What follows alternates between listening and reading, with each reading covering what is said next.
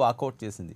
జగన్ సర్కారు రాజ్యాంగ వ్యవస్థలను ధ్వంసం చేస్తున్న గవర్నర్ చూస్తూ ఊరుకున్నారని టీడీపీ మండిపడింది. అయితే టీడీపీకి ప్రజాస్వామ్యంపై గౌరవం లేదని, ఆ పార్టీ సభ్యులు సంస్కారహీనంగా ప్రవర్తించడం ఏంటని అధికార పక్షం నిలదీసింది.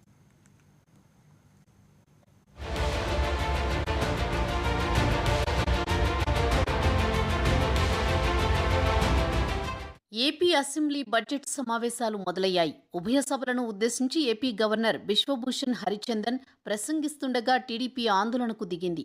టీడీపీ సభ్యుల నినాదాలతో అసెంబ్లీలో గందరగోళం నెలకొంది. రాజ్యాంగ వ్యవస్థను కాపాడలేని గవర్నర్ గోబ్యాక్ అంటూ టీడీపీ సభ్యులు నినాదాలు చేశారు. టీడీపీ గందరగోళం మధ్యే గవర్నర్ ప్రసంగించారు. తర్వాత టీడీపీ సభ్యులు అసెంబ్లీ నుంచి వాకౌట్ చేశారు.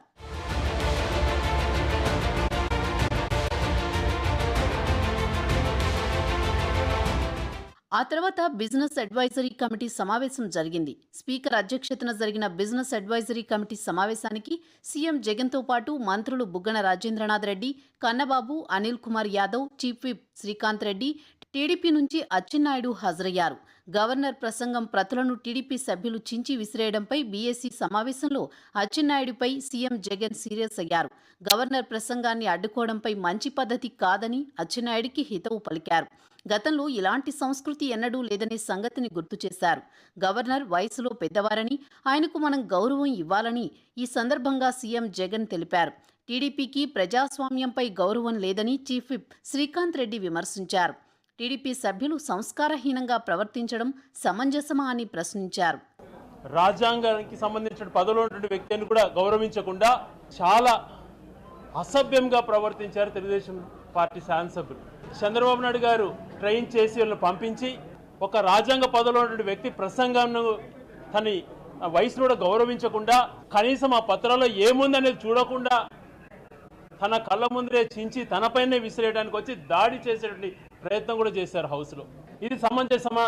వ్యవస్థల గురించి వ్యవస్థ నిర్వహణ చేశారు మీరు అన్నటువంటిది మీకు కూడా తెలుసు. మరి పదే పదే వ్యవస్థల గురించి మాట్లాడేటువంటి మీరు ఈరోజు మీ ప్రవర్తన ఒక్కసారి మీ గుండెలపైన చేసుకొని ప్రశ్నించుకోండి. ఈ రకంగా సంస్కారహీనంగా ప్రవర్తించడం ఎంతవరకు సమంజసం? అయితే బీఎస్సీలో ప్రజా సమస్యలకు ప్రభుత్వం విలువ ఇవ్వలేదని అచ్చెన్నాయుడు అన్నారు. గవర్నర్ రాజ్యాంగ విలువలను హరించినందుకే ప్రసంగాన్ని బహిష్కరించామన్నారు. తాము గవర్నర్ను తప్పుపట్టలేదని, ఆయన తప్పిదాలని ఎండగట్టామని చెప్పారు. రాజధానిపై మంత్రి బొత్స చేసిన వ్యాఖ్యలపై కూడా అచ్చెన్న స్పందించారు. ఏపీ రాజధాని హైదరాబాదే అయితే అక్కడికే వెళ్లిపోవాలన్నారు. 14 నాడు విభజన చట్టం ఆంధ్రప్రదేశ్లో పార్లమెంట్లో నుంచి ఆంధ్రప్రదేశ్ విభజన చట్టం వచ్చింది. అటు తెలంగాణ ఇటు ఆంధ్రప్రదేశ్ విభజించిన దాంట్లో ఆమె విభజన చట్టాన్ని ఉంది. విభజన చట్టంలో ఏం చెప్పారు? 2024 వరకు ఉమ్మడి రాజధాని హైదరాబాద్ అని చెప్పారు. ఈ విషయం అందరికీ తెలిసిందే. న్యాయస్థానం తెలుసు, పార్లమెంట్ తెలుసు, అలాగే అసెంబ్లీకి తెలుసు. నేను హైదరాబాద్ అమరావతి 2 రాజధానులు ఉన్నాయని చట్టంలో ఉంది అని చెప్పాను. అది చట్టంలో అది చేశారు అని చెప్పాను. అది అమరావతి రాజధాని అమరావతి మా ప్రభుత్వ విధానం ప్రకారం అమరావతి లెజిస్లేటివ్ క్యాపిటల్. మేమేంటంటే మా రాష్ట్రంలో మేము పరిపాలన చేసుకోవాలి. ఎన్ని రోజులు హైదరాబాద్ నుంచి రావాలి, ఇక్కడి నుంచే ఇక్కడ పరిపాలన చేయాలని అష్ట కష్టాలు పడి ఎన్నో ఇబ్బందులు పడి మేము రాజధాని పట్టుకొని ఇక్కడ నుంచి పరిపాలన చేశాం. మళ్ళీ హైదరాబాద్ రాజధాని వెళ్ళు, నీకు ఎవడవుతున్నాడు మొత్తం రాసి ఇచ్చావు కదా, అక్కడ నీవన్నీ ఎరక్కొచ్చారు కదా, ఇక్కడ మళ్ళీ చెట్టు కాదని ఎవరన్నారు? కోర్టు ఈ రకంగా మాట్లాడితే ఇంక ఈ రకంగా మాట్లాడుతున్నారు. అసలు ఏంటి ఈయన సంగతి అందరూ ప్రశ్నిస్తున్నారు. తొలి రోజు సభాపర్వం రక్తి కట్టించింది. మున్ముందు వివిధ అంశాలపై అధికార విపక్షాల మధ్య హోరాహోరీ ఫైటింగ్ తప్పదని రాజకీయ విశ్లేషకులు అభిప్రాయపడుతున్నారు.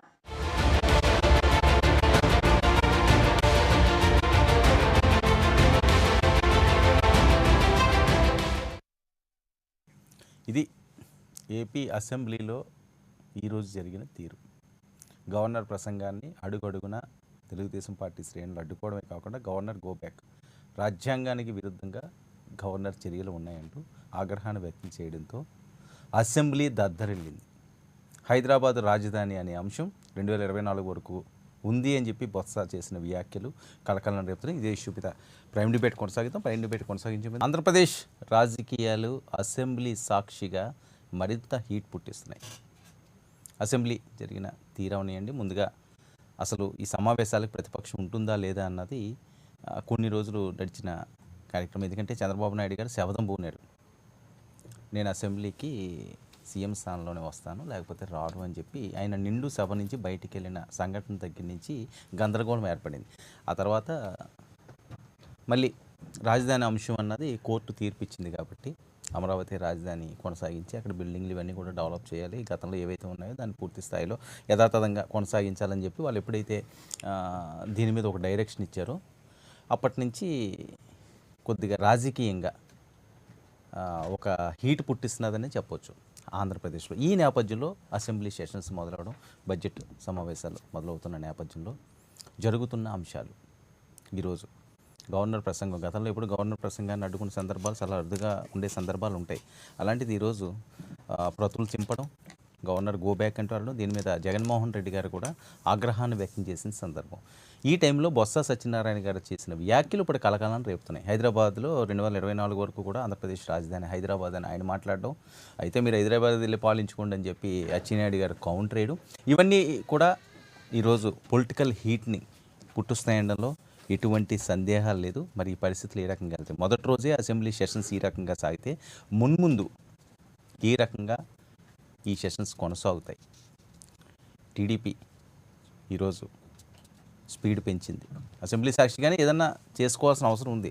ఎందుకంటే అధికార పక్షానికి అవకాశం ఇవ్వకుండా ఎక్కడికక్కడ అడ్డుపడి అన్ని అంశాల మీద ప్రజల ముందుని అధికార పార్టీని తప్పు చూపించే విధంగా అడుగులు వేస్తున్నాయని చెప్పొచ్చు. ఈరోజు జరిగిన ఈ అసెంబ్లీ అంశాలపై ప్రైమ్ డిబేట్ కొనసాగిద్దాం. మనతో పాటుగా చర్చలో పాల్గొంటున్నారు రవిచంద్రారెడ్డి గారు, వైసీపీ జాతీయ అధికార ప్రతినిధి, మనతో పాటుగా లైవ్లోకి అందుబాటులోకి వచ్చారు. అలాగే శివశంకర్ గారు, జనసేన రాష్ట్ర ప్రధాన కార్యదర్శి కూడా మనతో పాటుగా లైవ్లో జాయిన్ అయ్యారు. చందు సాంబశివరావు గారు, బీజేపీ సీనియర్ నాయకులు కూడా మనతో పాటుగా లైవ్లోకి అందుబాటులోకి వచ్చారు. కేవీ రెడ్డి గారు, టీడీపీ జాతీయ అధికార ప్రతినిధి కూడా మనతో పాటుగా స్టూడియోలోకి లైవ్లోకి అందుబాటులోకి వచ్చారు. ముందుగా కేవీ రెడ్డి గారి వెర్షన్ తీసుకుందాం. సారీ, జీవీ రెడ్డి గారు, good evening sir. Good evening. ఏంటి ఈరోజు చాలా రోజుల తర్వాత మళ్ళీ అసెంబ్లీ సాక్షిగా కొద్దిగా స్పీడు పెరిగినట్టున్నది, గవర్నర్ ప్రసంగాన్ని అడ్డుకునే ప్రయత్నం గతంలో ఎప్పుడు కూడా తెలుగుదేశం పార్టీ ఈ రకంగా చేయలేదేమో. గుడ్ ఈవినింగ్ వర్మ గారు. గతంలో చేయలేదంటే ఈ రోజు దాన్ని ఎందుకు ఇంత పెద్ద చేస్తున్నా నాకు అర్థం కావట్లేదు. గొడవ జరగలేదా, అల్లరి చేయలేదా, లేకపోతే హడావుడి చేయలేదా అంటే వీళ్ళు లేదు, వైసీపీ వాళ్ళు హైలైట్ చేయబట్టి హైలైట్ అవుతుంది తప్పితే గతంలో వైసీపీ వాళ్ళు కావచ్చు అంటే వాళ్ళు 3 సంవత్సరాలు వచ్చారు, 2 సంవత్సరాలు రాలేదు అప్పుడు అసెంబ్లీకి, లేకపోతే అంతకుముందు కావచ్చు అసెంబ్లీలో బడ్జెట్ సమావేశాలకు ముందు గవర్నర్ గారి ప్రసంగం జరగటం కామన్. జరిగినప్పుడు ఏమవుతుందంటే జనరల్గా ఇప్పుడు ఏదైతే ప్రసంగం ఉందో దాని తప్పులు తడకలు ఒక అంశం మీద కావచ్చు. రెండోది వచ్చేసరికి ఇక్కడ ఈ సందర్భంలో ఈరోజు సందర్భం ఏంటంటే జనరల్గా దాని మీద చేయాల్సింది, బట్ ఈరోజు జరిగిన సందర్భం ఏంటంటే గవర్నర్ గారు ఎవరైతే రాజ్యాంగ వ్యవస్థను కాపాడాల్సిన గవర్నర్ గారు ఉన్నారో వారు గత 3 సంవత్సరాల నుంచి ఎక్కడ కూడా ఒక రాజ్యాంగ వ్యవస్థను కూడా కాపాడలేకపోయారు. అంటే ఒక రకంగా చెప్పాలంటే ప్రభుత్వానికి నేను గవర్నర్ గారిని పట్టుకుని అంత మాట అనగానే తొత్తుగా వ్యవహరిస్తున్నారని, కాకపోతే పూర్తిగా సహకరిస్తున్నారని మాత్రం నేను చెప్పగలను. ఎందుకంటే వర్మ గారు అది మా పార్టీ అంశంలోనా లేకపోతే మిగతా అంశాల్లోనా పక్కన పెడితే నేను ఎక్కువగా చెప్పదలుచుకో ఒక 2-3 అంశాలు చెప్తాను. ఎట్లా గవర్నర్ గారు రాజ్యాంగ వ్యవస్థల్ని ఇప్పుడున్న వైసీపీ ప్రభుత్వం ధ్వంసం చేస్తుంటే లేకపోతే రాజ్యాంగ వ్యవస్థలకు వ్యతిరేకంగా లేకపోతే చట్టాలకు వ్యతిరేకంగా వెళ్తుంటే వారు నిమ్మకు నీరెత్తినట్టు ఉండటమే కాకుండా సహకరించారు.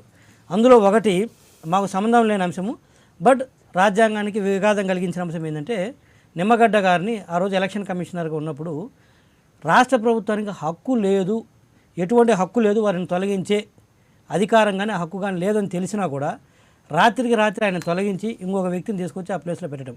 ఆర్టికల్ 243K క్లాస్ 2 ప్రకారము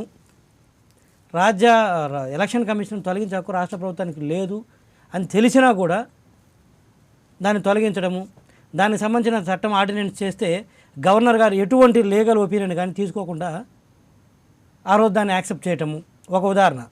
ఆ తర్వాత ఏం జరిగిందో తెలుసు, కోర్టుకి వెళ్ళటము, ఆ తర్వాత ఆర్టికల్ 243K అసలు కోర్టుల కంటే కూడా క్లియర్ కట్గా కాన్స్టిట్యూషన్లో ప్రొవిజన్ ఉంది.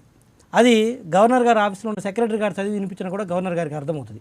సరే ప్రభుత్వం అంటే గుడ్డికి వెళ్తుంది, మరి గవర్నర్ గారు ఏం చేశారు?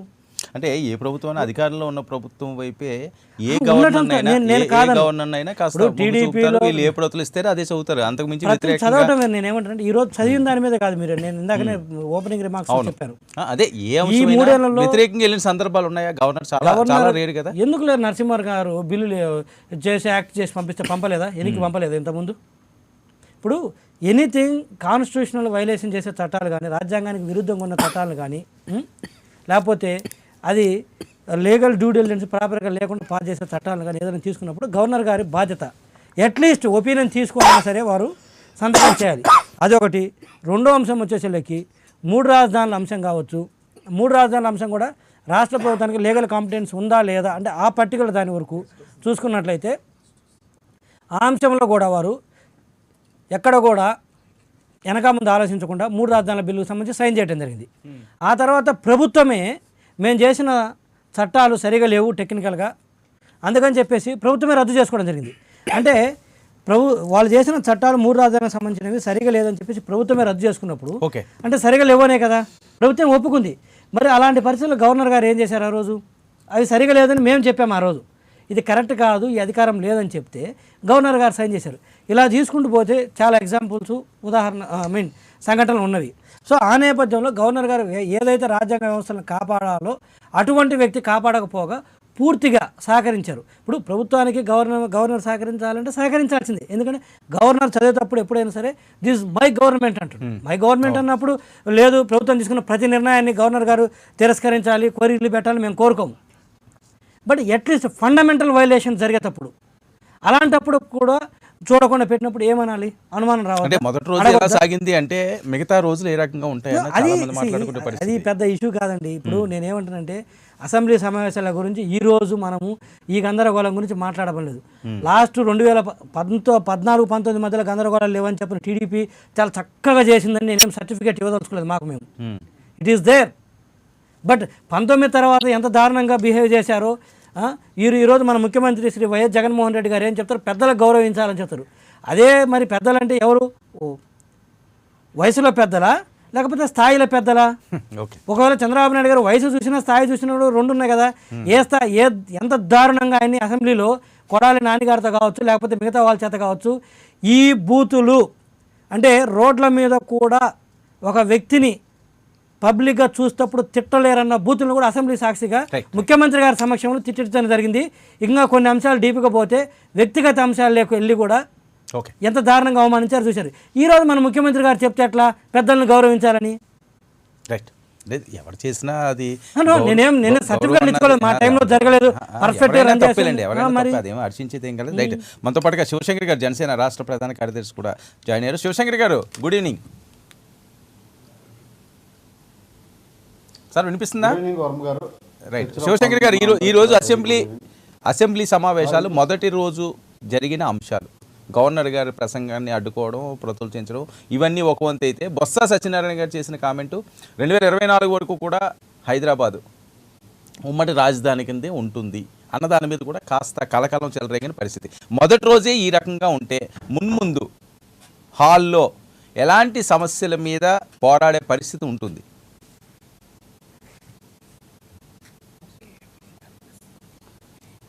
వర్మ గారు, నేను గతంలో ప్రైమ్ నైన్ డిబేట్లోనే చెప్పాను, అసెంబ్లీలో జరుగుతున్న పరిణామాలకి ప్రభుత్వంది ప్రతిపక్షాలు కూడా బాధ్యత వహించాలి. హుందాతనం కానీ, విలువలు కానీ, ప్రిన్సిపల్స్ కానీ, చట్టసభల తాలూకు గౌరవాన్ని కాపాడడం ఇద్దరికీ బాధ్యత ఉంటుంది.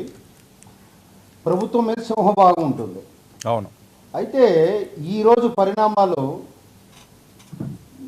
గవర్నర్ గారి ప్రసంగాన్ని చించివేయడము, తర్వాత గో బ్యాక్ అని యాజిటేషన్ చేయడం అన్నది మరి జీవీ రెడ్డి గారు ఎలా సమర్థిస్తున్నారో నాకైతే అర్థం కావట్లేదు. కానీ అదంతా కరెక్ట్ కాదండి.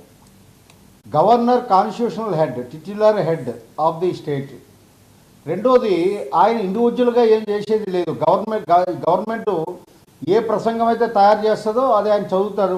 అది మన రాజ్యాంగంలోనే పొందుపరిచిపోయి ఉంది. 153 to 167 ఆర్టికల్ గవర్నర్ తాలూకు రోల్ ఏంటి అన్నీ కూడా డీటెయిల్గా రాజ్యాంగంలో పొందుపరచబడింది. అలాంటప్పుడు మనం గవర్నర్ ప్రసంగంలో ఏవైనా ప్రభుత్వం అబద్ధాలు చెప్పింది అని అంటే గవర్నర్ ప్రసంగానికి జవాబు ఇచ్చే చర్చల్లో కానీ వాటిలో కానీ సభ్యులకు ఉంటుంది, హక్కు ఉంటుంది. అది ఉపయోగించుకోకుండా చించేసి సభ హుందాగా లేదు. మొదటి రోజే ప్రతిపక్షం ఎప్పుడు కూడా ప్రజల వాయిస్, అది ప్రజల తరపున వాళ్ళు నిలదీయాలి ప్రభుత్వం చేస్తున్న తప్పుల్ని. అది ఆ బాధ్యత నుంచి ఎందుకో జరిగింది, పక్కకు జరిగి మళ్ళీ రగడ స్టార్ట్ అయింది. చింపారు, గో బ్యాక్ అన్నారు. గవర్నర్ గారిని ఆ రకంగా మనం ఉండడం కరెక్ట్ కాదు. అయితే జీవీ రెడ్డి గారు ఇంత చెప్పిన అంశాలు కరెక్టే, అది వేరే ఫోరంలో రైట్ చేయాలి. ఇప్పుడు 243K వైలేషన్ అయినా సరే, సిఆర్డీ యాక్ట్ ఇవన్నీ కూడా తర్వాత లీగల్ స్క్రూటనీలో పోయినప్పటికీ కూడా గవర్నర్కి పాకెట్ వీటో, సస్పెన్షన్ వీటో రెండు ఉంటాయి. అది ఎక్సర్సైజ్ చేయకపోవడం అనేది వాస్తవమే. దాన్ని వేరే ఫోరంలో మనం మాట్లాడాలి తప్ప అది మనసులో పెట్టుకొని అసెంబ్లీ సజావుగా సాగి ప్రజా సమస్యల చర్చ జరగాలి. చర్చ జరిగి ప్రభుత్వాన్ని నిలదీసే అవకాశాన్ని ఒక రకంగా ప్రతిపక్షం కోల్పోయిందనే అంటాను నేను. ఈ రకం చర్యల వల్ల ఏమవుతుంది, వాళ్ళకి కావాల్సిందే అది. సస్పెండ్ చేయించుకోవడమా? రెచ్చగొట్టడానికి బొత్స గారు ఏమంటారు, 2024 వరకు కూడా హైదరాబాదే క్యాపిటల్ అంటారు. అది ఒక పెద్ద కామెడీ. అది మనకు తెలియదా? హైదరాబాదు 2024 వరకు ఉన్నదాన్ని 10 years వరకు ఇచ్చారు. మన రీఆర్గనైజేషన్ యాక్ట్లో ఉంది అని తెలుసు. అది అనవసరమైనటువంటి ప్రస్తావన. అది ఈ రకంగా ప్రభుత్వము ప్రతిపక్షాలు రెచ్చగొట్టి మీరు బాక్సింగ్ రింగులాగా అసెంబ్లీలో బిహేవ్ చేస్తే ఆంధ్రప్రదేశ్ ప్రజలకు ఏ మెసేజ్ ఇస్తున్నారు? ప్రజల సమస్యలు యందు మీకు ఏ చిత్తశుద్ధి ఉంది? రెండు పక్షాలకి మీకు అసలు ప్రజా సమస్యలు పట్టవా? మీ కేవలం మీ తాలూకా ఆనందాన్ని అక్కడ తీర్చుకోవడానిక చట్టసభలు ఉన్నది? నిమిషానికి 10,500 రూపాయలు ఖర్చు పెట్టి మీకు చట్టసభలు అక్కడ సాగుతుంటే మీకు ఎంటర్టైన్మెంట్ కోసం అక్కడ చట్టసభలు ఉన్నవి, అసెంబ్లీ ఉన్నది. ఈ దిశగా ప్రతి ఒక్కరు ఆలోచన చేయాలండి. ఇప్పటివరకు చాలా జరుగుతున్నాయి అసెంబ్లీలో, గతంలో జరిగాయి, ఇప్పుడు జరుగుతున్నాయి. ఇది ఎంత మాత్రం క్షేమకరం కాదు ప్రజాస్వామ్యానికి. అంటే శివశంకర్ గారు ఇప్పుడు ఇక ముందు సాగడానికి వీలు లేదండి. శివశంకర్ గారు కరెక్టే, ఇద్దరు బాధ్యులే. కరెక్టే కానీ ఇక్కడ ఎలా ఉంటున్నదంటే ఏదో ఇలాంటి సందర్భం వచ్చినప్పుడు, ఇలాంటివి జరిగినప్పుడు చర్చ పెట్టుకుంటాం, ఇది కరెక్ట్ కాదు అని చెప్తాం. కానీ వినేవాళ్ళు ఎవరు? అమలు పరిచే వాళ్ళు ఎవరు? అంటే నేను మీ ద్వారా ప్రజలకు తెలియజేస్తున్నాను, ఇటువంటి వాళ్ళు చట్టసభలకు పంపించకండి. ఆ మార్పు వస్తుంది ప్రజల్లో. ఎందుకంటే ఎప్పుడైతే మీకు ఈ మాఫియా క్రిమినలైజేషన్ పాలిటిక్స్ వచ్చేటప్పుడు ఈ రకమైనటువంటి రాంగ్ పోకడకు వెళ్తాయి చట్టసభలు. ఇది ప్రజలు అబ్జర్వ్ చేయాలి, ప్రజలు ఇప్పుడు తెలుసుకోవాలి. తెలుసుకొని వీళ్ళకి సరి అయినటువంటి బుద్ధి చెప్పేది ప్రజలే. ప్రజలు బుద్ధి చెప్పే రోజు వచ్చేటప్పుడు అంత సెట్ అవుతుంది. Right, okay. మనతో పాటుగా చందు సాంబశివరావు గారు కూడా జాయిన్ అయ్యారు, బీజేపీ సీనియర్ నాయకులు. సాంబశివరావు గారు నమస్తే అండి. నమస్కారం అండి వర్మ గారు, మీకు ప్యానెల్లో ఉన్న పెద్దలు. సాంబశివరావు గారు, ఈరోజు ఆంధ్రప్రదేశ్ అసెంబ్లీలో జరిగిన అంశాలు ఓకే, ముందుగానే మనం చర్చించుకున్నాం ఏం జరిగింది, ఎవరేం మాట్లాడారు, దాని కౌంటర్లు ఏం పడ్డాయని. ఏంటి అసలు ఏం మెసేజ్ ఇస్తున్నారు సమాజానికి? ఇది చాలా దురదృష్టకరం. ఆ బ్యాక్గ్రౌండ్ ఏమైనప్పటికీ, ఏ అంశాలు అబ్జెక్షనబుల్ అయినప్పటికీ తెలుగుదేశం పార్టీ ప్రధానంగా ఒక విషయాన్ని చెప్పి సభను అటెండ్ అవ్వాలని అనుకున్నారు. ఇంకో పని చేసి మరి బయటికి వెళ్ళాలనుకుంటున్నారేమో తెలియదు. సభలోకి వచ్చే ముందు ఏమన్నారంటే ప్రజా సమస్యల మీద పోరాటం అనేది ప్రధానం కాబట్టి మేము ఈ అసెంబ్లీ సమావేశాలకి మేము హాజరవ్వాలనుకుంటున్నాము. సరే, చంద్రబాబు నాయుడు గారు ప్రతిపక్ష నేత, నేను రాను అన్నాడు కాబట్టి ఆయన మినహాయించి మిగతా వాళ్ళందరూ వస్తూ ఉన్నారు, సంతోషం.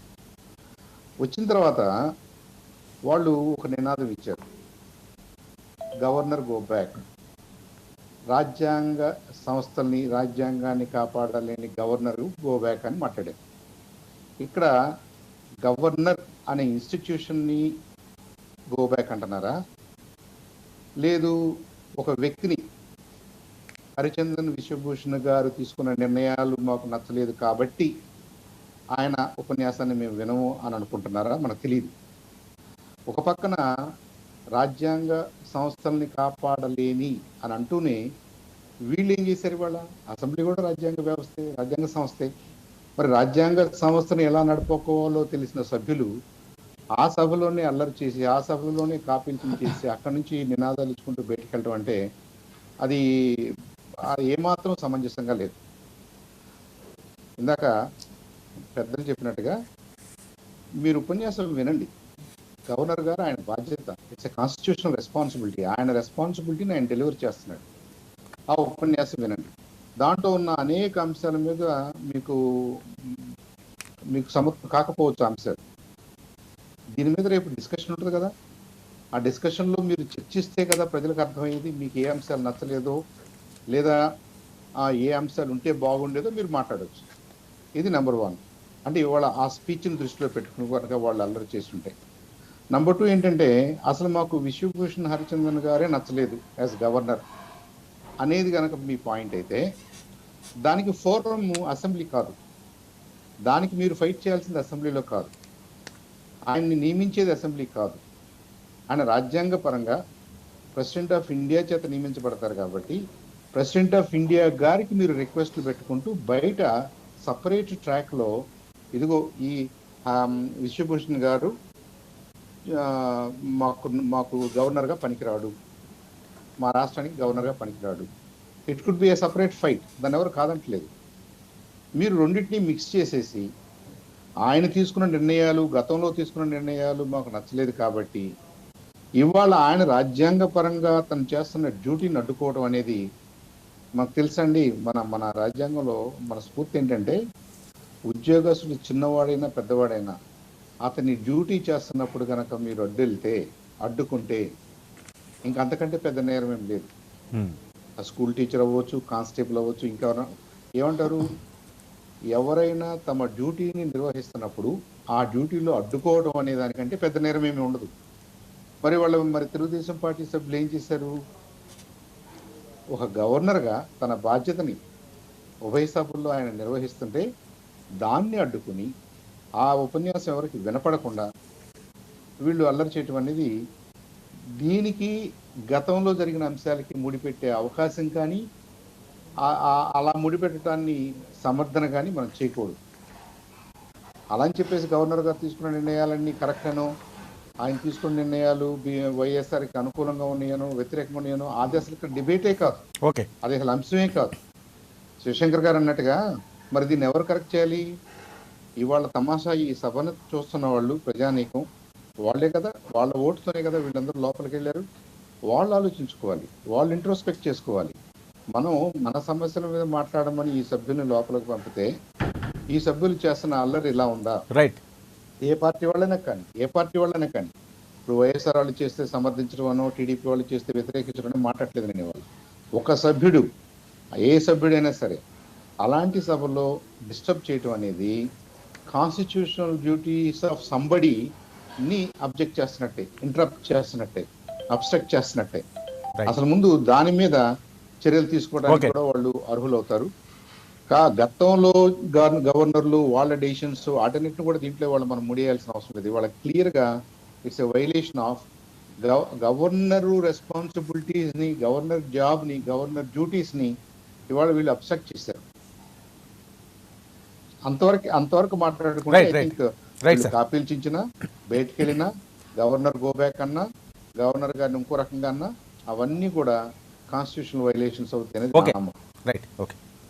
మనతో పాటుగా రవిచంద్రారెడ్డి గారు, వైసీపీ జాతీయ అధికార ప్రతినిధి కూడా జాయిన్ అయ్యారు. రవిచంద్రారెడ్డి గారు నమస్తే. నమస్తే అండి వర్మ గారు, చాలా తర్వాత ప్యానలిస్టులు అందరికి నమస్కారం. రైట్. రవిచంద్రారెడ్డి గారు ఈరోజు ప్రేక్షకులందరికీ నమస్కారం అండి. రవిచంద్రారెడ్డి గారు ఈరోజు అసెంబ్లీలో మొదటి రోజులో జరిగిన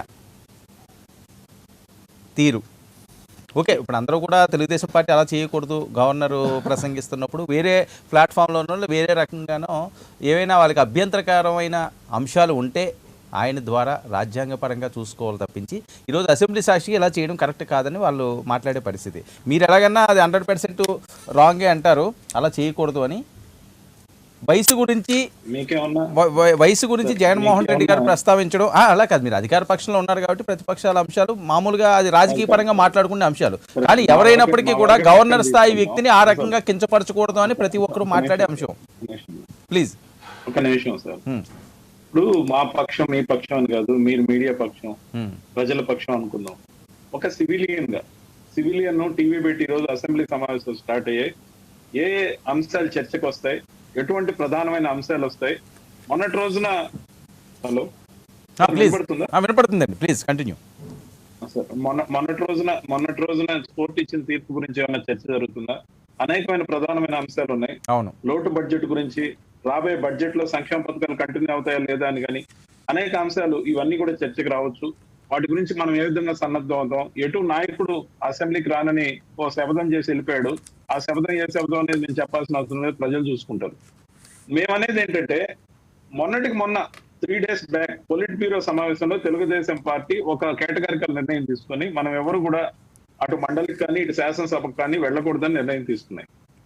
రాత్రి మనసు మార్చుకున్నారో మరేమో బీఎస్సీకి వచ్చారు, మరి అన్ని రకాలుగా మాట్లాడారు. మేమైతే సమస్యలు చర్చిస్తాం, మా నాయకుడికి అసలు సమస్యల మీద చిత్తశుద్ధి లేకపోయినా మేమన్నా నిలబడతామని వచ్చారు. మంచిదే, ప్రతిపక్షం ఉండాలి, ప్రతిపక్షం ప్రశ్నించాలి, అధికార పక్షం సమాధానం చెప్పాలి. అక్కడ అసలు జరిగిన తంతు ఏంటి సార్? అక్కడ జరిగిన తంతు ఏంటంటే, యథాప్రకారం అలవాటుగా తెలుగుదేశం పార్టీ అంటే అనేక పేర్లు ఉన్నాయి, దాంట్లో తెలుగు డ్రామా పార్టీని సార్థకం చేసుకున్నారు ఈ రోజున. మళ్ళీ అదే డ్రామా, ఆ డ్రామాలో ఈసారి సాఫ్ట్ టార్గెట్ గా భావించి గవర్నర్ గారిని ఎంచుకోవడం, గవర్నర్ గారిని గో బ్యాక్ అనడం, గవర్నర్ గారిని ప్రసంగం పూర్తిగా వినకుండా అసలు అర్థమయ్యే విధంగా అన్ని పేజీలు ఇచ్చారు, మనం చదువుకుందాం లేకుండా అవన్నీ చింపేసి సినిమా హాల్లో కాగితాలు ఇసిరేసి వాళ్ళకి నచ్చిన హీరో వచ్చినప్పుడు స్వాగతం పలికినట్టు వాళ్ళు అనవసరంగా చెత్తగా ప్రవర్తించిన మాట వాస్తవం. ఒక సివిలియన్ గా మీకు నచ్చుతుందా అని చెప్పి నేను అడుగుతున్నా. అసలు చట్టసభలకు ఉండాల్సిన గౌరవం, ఇప్పుడు మనం 4 ఉన్నాం సార్ ప్యానలిస్ట్ వేడ, మీరు ఒక మోడరేటర్ గా ఉన్నారు, ప్రజలందరూ ఈ డిబేట్ చూస్తుంటారు. ఒకరి తర్వాత ఒకరు ఏ విధంగా ఒకరికొకరు క్రాస్ టాక్ లేకుండా మాట్లాడుకుంటాం, వీలైనంత వరకు అంశాల వారీగా మాట్లాడుకుంటాం, ఎవరి వివరణ వాళ్ళు ఇచ్చుకుంటున్నాం. ఒక మోడరేటర్ గా మీరుండి ఒక హుందాతనంతో ఈ డిబేట్ నడిపిస్తున్నప్పుడు ఎవరికైనా ఇలాంటి డిబేట్లు చూడాలి. సమస్యల ప్రస్తావనకు వస్తే సమాధానం ఏం చెప్తాడు, దీనికి కౌంటర్ ఎలాగిస్తాడని చూసే ఆలోచనతో వీక్షకులు ఉండాలి. కానీ అతను 4 తిట్టి ఇతను 8 తిట్టి అదే విధంగా కంపు చేసి దానికి రేటింగ్ కోసం యూట్యూబ్ కోసం తహతాలాడే రకాలు ఉంటారు చూడు. మీడియాలో మాత్రమే ఆ పార్టీ బతుకుంది. ఈరోజు జనంలోకి పోయి ర్యాలీ చేయడానికి, జనంలో పోయి నినాదాలు చేయడానికి వాళ్ళ దగ్గర కార్యకర్తలు లేరు. ఎక్కడా కూడా ప్రజా సమస్యల మీద ర్యాలీలు తీసే అలవాటు లేదు. బహిరంగ సభలు పెట్టే ఖర్చు దండగా, ఎండాకాలం వడదెబ్బ తగలుద్ది అనే భయం, ఇలాంటివన్నీ లైవ్ ఎలాగో చూపిస్తారు. కాబట్టి గవర్నర్ ని సాఫ్ట్ టార్గెట్ గా చేసి ఎప్పుడన్నా చూసామో గవర్నర్ గారిని గో బ్యాక్ అనడం? గవర్నర్ గారిని కాకుండా ముఖ్యమంత్రి గారిని గో బ్యాక్ అంటే 151 మంది ఉన్నారు, మీద పడి తంతారేమన్నా భయపడి ఉంటారు. అందుకనే సాఫ్ట్ టార్గెట్ గా గవర్నర్ ఎంచుకున్నారు. కరెక్ట్ కాదు ఈ పద్ధతి అని ప్రజలందరికీ తెలుసు. కానీ ప్రజల ముందు వీళ్ళు ఏదో చేస్తున్నట్టు నటించాలి. ఎందుకంటే వెల్ ఎస్టాబ్లిష్డ్ యాక్టర్. ఆ డ్రామా థీరీకి, కాన్సెప్ట్ కి వాళ్ళ దగ్గర స్క్రిప్ట్ రైటర్స్ ఉంటారు. రాత్రి నిర్ణయాలు తీసుకొని ఉదయం సభలో హాజరవుతారు. హాజరైన దాన్ని హుందాతనం లేకుండా నీచంగా ప్రవర్తిస్తారు. దీన్ని ఒక సివిలియన్ ఏ విధంగా హర్షిస్తాడు మీరు చెప్పండి, ఒక మోడరేటర్ గా. అంతేకాదు, ముఖ్యంగా రాబోయే రోజులకి నేపథ్యం ఏమైందంటే, ఏదున్నా కానీ ఎలాగన్నా కానీ ఈ గవర్నమెంట్ అబాస్ చేయబోయి వాళ్ళు అబాస్ పాలవుతున్నారు. మాకెక్కడైనా 1% 6% తగ్గుద్దని మేము ఆందోళన చెందేలోకే వాళ్ళు 4% 6% కింద పడిపోతుంది. కాబట్టి మాకు సేఫ్ ప్రతిపక్షం అంటే ఇదే. ఇలాంటి పిచ్చి ప్రతిపక్షం ఉన్నంత కాలం మేము మహా సంతోషంగా ఉంటాం. ఇలాంటి డ్రామాలకు లొంగేది లేదు. ప్రజలు లైవ్ చూస్తున్నారు, కరెక్ట్ తీర్పిస్తారు రాబోయే రోజులు. అంటే ఇంకా అసెంబ్లీ సమావేశాలు మొదటి రోజు ఎలా ఉన్నాయంటే ఇంక ఇదే కంటిన్యూ అవుతుంది. అంశాలు అయితే ఇంకా రావు, ప్రజా సమస్యలు అంశాలు వచ్చే అవకాశం లేదంటారు. వర్మ గారు, మా సైడ్ నుంచి ఈ రోజు ఏమైనా తప్పు జరిగిందా? లేదు కదా. మా బిహేవియర్ లో ఏమన్నా వాళ్ళ మీద దాడులు లాంటివి కానీ లేకపోతే పరుషమైన పద్యాలు కానీ ఉందా? వాళ్ళ బిహేవియర్ ఏంటంటే పోరు పళ్ళకు పొయ్యిలో నీళ్లు పోసినట్టు ఏదో చేస్తున్నట్టు వంట నటించాలి. కాబట్టి సభకు వచ్చినట్టు ఉండాలి, సస్పెండ్ చేయించుకొని బయట వెళ్ళిపోవాలి. అది వాళ్ళ ప్లాన్. అంటే వాళ్ళకి అక్కడ కూర్చోవడం ఇష్టం లేదు సార్. వాళ్ళకి ప్రజా సమస్యలు వాళ్ళ నాయకుడికే పట్టలేదు, వాళ్ళకేం పడతాయి సార్? ఇడ్లీ చట్నీ మీద ఉన్న ప్రేమ, పార్టీ లేదు బొక్క లేదన్న నాయకుడు ఆధ్వర్యంలో పనిచేస్తున్న ఆ పార్టీ మీద కానీ ప్రజల మీద కానీ ఏం ప్రేమ ఉందని అడుగుతున్నా నేను. ప్రేమ ఉంటే కదా ప్రజల సమస్యల మీద. ఎంతసేపు మమ్మల్ని నిందించడం తప్ప, గత ప్రభుత్వంగా మేము ఇవన్నీ చేశాం, ఇలాంటి మీరు ఎందుకు చేయరని మమ్మల్ని నిలదీయాలి. అలాంటివన్నీ మేము తిరిగి అధికారంలోకి వస్తామని ప్రజల్ని ఒప్పించాలి, మెప్పించాలి. ఏది గత ప్రభుత్వంలో వాళ్ళు తీసుకున్న పనులన్నీ గురించి జనాలకు ఏకరవ పెట్టి మళ్ళీ ఇవన్నీ మేము తెస్తాం, మా స్వర్ణ ఇబ్బంది తెస్తామని రమ్మనండి జనాల్లోకి, ఓకే రోడ్లలోకి రానిస్తారేమో చూద్దాం. రైట్. రవిచంద్ర రెడ్డి గారు డైరెక్ట్గా లైవ్లోనే ఒక ఛాలెంజ్ ఇస్తున్నారు జీవీ రెడ్డి గారు మీకు. ప్రజా సమస్యల మీద అసెంబ్లీలో పోరాటం చేసో ప్రజల దగ్గరికి వెళ్ళో మెప్పించి ఒప్పించి అధికారాన్ని చేపట్టండి. సరే, ఇప్పుడు రవిచంద్రారెడ్డి గారు వాళ్ళ దాంట్లోనే ఆయన 2 స్టేట్మెంట్లు ఇచ్చారు. ఏమని? ఒకటి, గవర్నర్ గారిని సాఫ్ట్ టార్గెట్, గవర్నర్ గారు సాఫ్ట్ కాబట్టి సాఫ్ట్ టార్గెట్ చేశారన్నారు. మళ్ళీ మా గవర్నమెంట్ని బ్లేమ్ చేస్తున్నారు. గవర్నర్ అంటేనే గవర్నమెంట్. మళ్ళీ ఎమ్మెల్యేల ముఖ్యమంత్రి గారిని అంటే 151 మంది ఎమ్మెల్యేలు ఉన్నారు, పడేస్తా అంటారంటున్నారు. మరి ఇంకా అది వాళ్ళ భాష, వాళ్ళ విచక్షణగా వదిలేస్తున్నారు. అంటే ముఖ్యమంత్రి గారిని గో బ్యాక్ అంటే, లేకపోతే నిరసన తెలియజేస్తే పంతరా? అంటే మీకు ఆ నోషన్ ఉంది కాబట్టి నిజంగా మా వాళ్ళు భయపడి ఉండొచ్చు. రోడ్లలో చేయండి, జనాల్లోకి వెళ్ళి చేయండి. అసెంబ్లీలో చేసి తన్నరా మరి? అంతమంది ఉన్నప్పుడు ఊరుకుంటారేంటి? అది పాపం గవర్నర్ గారికి మద్దతుదారులు అక్కడ సభలో లేరు కాబట్టి అంటే మీరు మద్దతు తీసుకుంటే రాజకీయ మీరు లాభపడాలనుకున్నారు కాబట్టి మీరు ప్రవోక్ చేశారు, కానీ మేము ప్రవోక్ కాకుండా మా విజ్ఞతను కాపాడుకున్నాం. ఓకేనా? అంటే గవర్నర్ గారిని టీడీపీ కాదు ఇంకెవరైనా వచ్చి టార్గెట్ చేసినా కూడా వైసీపీ ఎమ్మెల్యేలు కానీ మంత్రులు కానీ ముఖ్యమంత్రి గారు కానీ పట్టించుకోరని క్లియర్గా చెప్పారు. వాళ్ళ ముఖ్యమంత్రి గారిని అంటేనే మాత్రం తంతరు. అది వైసీపీ స్టాండ్. ఇదొకటి. రెండో అంశం వచ్చేసరికి శివశంకర్ గారు నన్ను అడిగాడు ఎట్లా సమర్థిస్తారని. సార్ నేను సమర్థించలేను సార్, ఎందుకంటే కళ్ళ ముందు కనపడుతుంది. గవర్నర్ కానీ మా ఎమ్మెల్యేలు గోబ్యాక్ అంటము, పేపర్లు ఇసిరేయడం కళ్ళ ముందు కనపడుతుంది. ఇందులో నేనేం సమర్థించలేను సార్. అయితే అది కడుపు గాలి నిరసనలో భాగంగా మేము ఆ మాట అన్నము. అది తప్పు. పెద్దలు మీలాంటి వాళ్ళు అనుకుంటే తప్పే. లేదు, ఇలాంటి వందల సంఘటనలు గత అసెంబ్లీలో మన రాష్ట్రంలో కావచ్చు, మిగతా రాష్ట్రాలు కావచ్చు, ఇంతకంటే దారుణాలు జరిగినాయి. దాంతో పోలీసు తక్కువ అనుకుంటా. లేకపోతే గవర్నర్ గారు ప్రత్యేకించి, శివశంకర్ సార్ ప్రత్యేకించి చాలా చేశారు, వాళ్ళు చాలా చేశారు సంతకాలు. అంటే నేను ఇంటరప్ట్ చేయట్లేదని మీరే మాట్లాడదు, కానీ ఇప్పుడు ఎవరు మాట్లాడుకున్నా ఇది కరెక్ట్ కాదు అని, ఈ సంస్కృతి కరెక్ట్ కాదని, వేరే రాష్ట్రంలో ఎక్కువ తక్కువ మనం బేరీజులు వేసుకోవద్దు, అసలు ఈ పద్ధతే కరెక్ట్ కాదని నేనేం దాన్ని సమర్థిస్తలేదు. ఇందాక సార్ శివశంకర్ గారు సార్ చెప్పారు కాబట్టి. రెండోది వచ్చేసరికి చంద్ర సాంబశివరావు గారు గతంలోకి వెళ్ళకూడదు అన్నారు కాబట్టి నేను గతంలోకి కూడా వెళ్ళదలుచుకోలేదు. అసలు 2010లో మన జగన్మోహన్ రెడ్డి గారు ఎక్కడ ఉన్నారని అసెంబ్లీలో? ఇప్పుడు ఏదైనా కంపేర్ చేసుకోకూడదు అంటే కంపేర్ చేసుకోవాలి. ఈరోజు 2 పార్టీలు ఉన్నప్పుడు ఎక్కువ తక్కువలతోటే కదా మనకు ప్రజలు ఓట్లేసి, ఎవరు మంచి ఎవరు చెడు అనుకుని బేరీ చేసుకునే కదా. వాళ్ళకంటే వీళ్ళు బెటర్ అనుకున్నప్పుడు మమ్మల్ని గెలిపిస్తారు, మాకంటే వాళ్ళు బెటర్ అనుకున్నప్పుడు వాళ్ళని గెలిపిస్తుంటారు. ఇది సిస్టమ్ కదా మనకు. బేరీ చేసుకోకుండా ఎలా ఉంటాము? ఒక సంక్షేమ పథకాలు కావచ్చు, అభివృద్ధి కార్యక్రమాలు కావచ్చు, ఒక ప్రవర్తన కావచ్చు. ఇప్పుడు రవిచంద్రారెడ్డి గారు చెప్తారు తంతామంటుండ్రు, ముఖ్యమంత్రి గారు అంటే తంతరా? మరి గతంలో వైసీపీ కూడా టీడీపీ కూడా ఎమ్మెల్యేలు ఉన్నాయి. చంద్రబాబు నాయుడు గారు ఆ రోజు కూడా అన్నారు. ఆ రోజు మేము తంతామనలేదే. మహా అయితే శృతి మించిపోతే అసెంబ్లీ నుంచి సస్పెండ్ చేసేవాళ్ళు. అంతేగాని 151 మంది తంతామన్నారు. రేపు వైసీపీ ఓడిపోతుంది, 30-40 మంది వస్తారు, రేపు ఇంకో పార్టీ అధికారంలోకి వస్తుంది. అంతే మీరు వాళ్ళు అదే చేస్తే మీరు తట్టుకోగలరా? మీరు ఏమైనా పర్మనెంటా? 30-40 సర్వే చేయించాలండి. ఎగ్జాంపుల్ చదువుతుందండి. సర్లే, ఎవరి ఊహల్లో వాళ్ళు బతకమనండి. 2014 ఇట్టన్నారు. ఇదేం పర్మనెంట్ కాదు ఎవరికి. అంటే సరే మేము కాకపోతే ఎక్సో వయ్యో వస్తారు. వీడు ఎవరేం పర్మనెంట్ కాదు కదా. మీ కోరిక మేరకు కాసేపు అనుకుందాము. సరే రండి అబ్బా, రన్నింగ్ టాక్ ఆపుదాము. సో నేను ఏమంటానంటే ఈ అసెంబ్లీలో కావచ్చు, రేపు ఇక్కడ బలాబలాలు చూసుకోవడానికి కాదు కదా. ఎవరి బలం ఎంత అంటే నీకు 150 లోపల ఉంటారు. బయటకు వస్తే ఇలాంటి మనస్తత్వాలు ఉంటేనే రాష్ట్రం నాశనం అవుతుంది. ప్రజలు గమనిస్తుంటారు, ప్రజలే కాదు పెట్టుబడిదారులు గమనిస్తుంటారు. అరే నువ్వు సాక్షాత్తు ప్రతిపక్ష ఎమ్మెల్యేలని ముఖ్యమంత్రి గారిని ఒక గోబ్యాక్ అని అంటే తంతామంటే ఇక రేపు వీళ్ళకే ప్రజాప్రతినిధులకే దిక్కులేని పరిస్థితి ఉంటే రేపు ఎవడన్నా రాగలడా ఈ రాష్ట్రానికి? అందుకు కాదు మన రాష్ట్రాన్ని పదే బీహార్తో పోల్చుకునేది. ఎందుకు వస్తుంది? మహా అయితే ఇప్పుడు ప్రతిపక్ష ఎమ్మెల్యేలు ముఖ్యమంత్రి గారిని ఏదైనా అన్నారనుకోండి, లేకపోతే సరిగా సభను నడపకుండా అడ్డుపడరు అనుకోండి, బిజినెస్ రూల్స్ లేవా? మార్షల్స్ పెట్టి బయట నెట్టిస్తారే. వినకపోతే కూడా ముందు సస్పెండ్ చేస్తారు, అప్పటికి వినకపోతే మార్షల్ చేత పెట్టి బయటకు నెట్టిస్తారు కదా.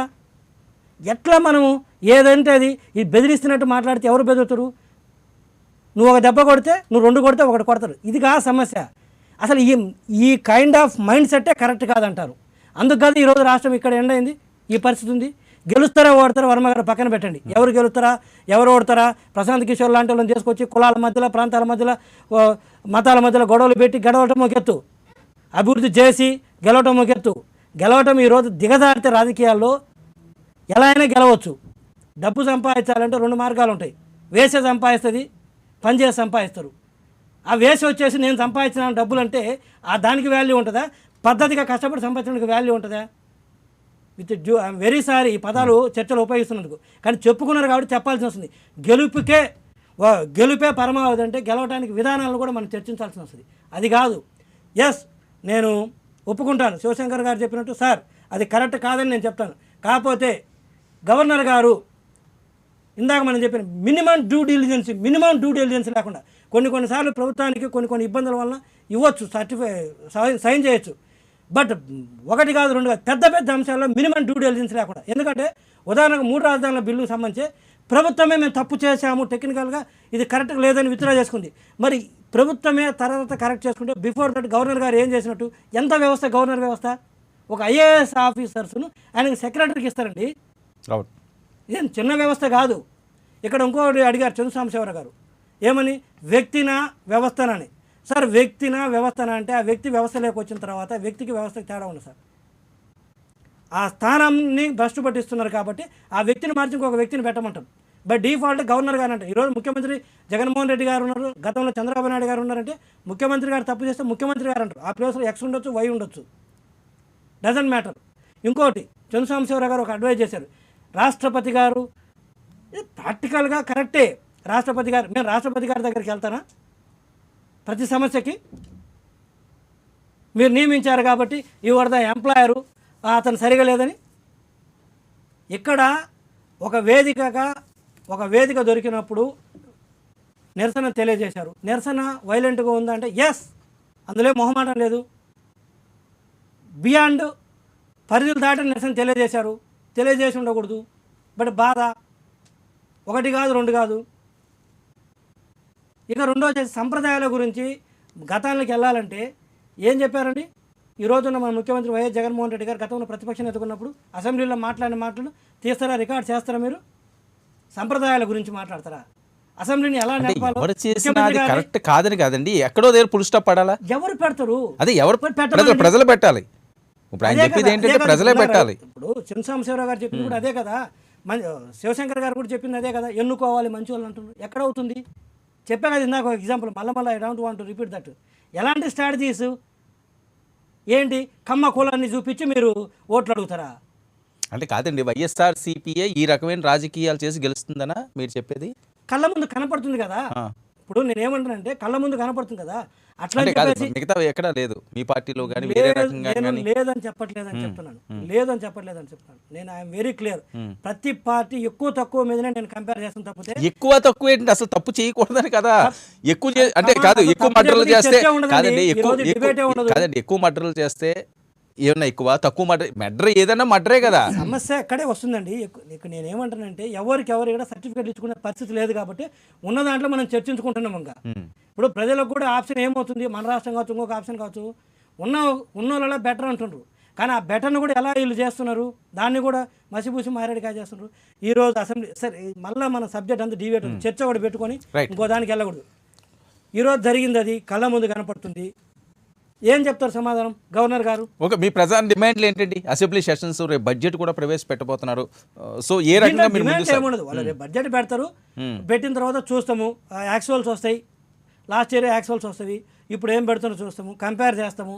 ఎంత బడ్జెట్లో పెట్టారు, ఎంత ఖర్చు పెట్టారు, ఎవరిని మోసం చేస్తుంటే అనేది. ఎందుకంటే ప్రతిదీ ఇప్పుడు 2 జీవోలు ఇక్కడ నేను తీసుకొచ్చాను. ఎగ్జాంపుల్ 2018లో జీవో నెంబర్ 113 ఇచ్చారు. 2019లో జగన్మోహన్ రెడ్డి గారు వచ్చిన తర్వాత 7/8/2019లో జీవో నెంబర్ 87 ఇచ్చారు. శివశంకర్ సార్, ఈ 2 జీవోలు ఏంటంటే ఆశా వర్కర్స్కి మేము 3,000 నుంచి 10,000 రూపాయలు 8,600 రూపాయలు చేశారని రాశారు. దీంట్లో గతంలో 2018లోనే 6,000 నుంచి 8,600 రూపాయలు చేశారని రాశారు. అంటే ఇలాంటి ఎట్లా సాగిస్తారు? అంటే దీన్ని తీసుకొచ్చేసి చెప్పడం, అబద్ధాలు చెప్పడం. కనీసం శివశంకర్ సార్, చంద్రశేఖరరావు గారు, మీకు తెలుసు, ఎప్పుడైనా సరే ఒక జీవో ఇస్తుంటే ప్రీవియస్ జీవోలు 100 ఉన్నా కూడా దాంట్లో రెఫర్ చేస్తారు. Correct or not? చేయరా? రిఫర్ చేసి చేస్తారు. కనీసం మీరు చూసుకోండి సార్, ఈ జీవోలు పాత జీవోలను కూడా రెఫర్ చేయకుండా మేము పెంచామని గతంలో ఏ దగ్గర నుంచి పెంచితే మళ్ళీ ఆ పెంచిన దాన్ని తీసేసి మధ్యలో ఆ బేసిక్ నుంచి మేము పెంచామని జీవోలు ఇచ్చుకుంటాం.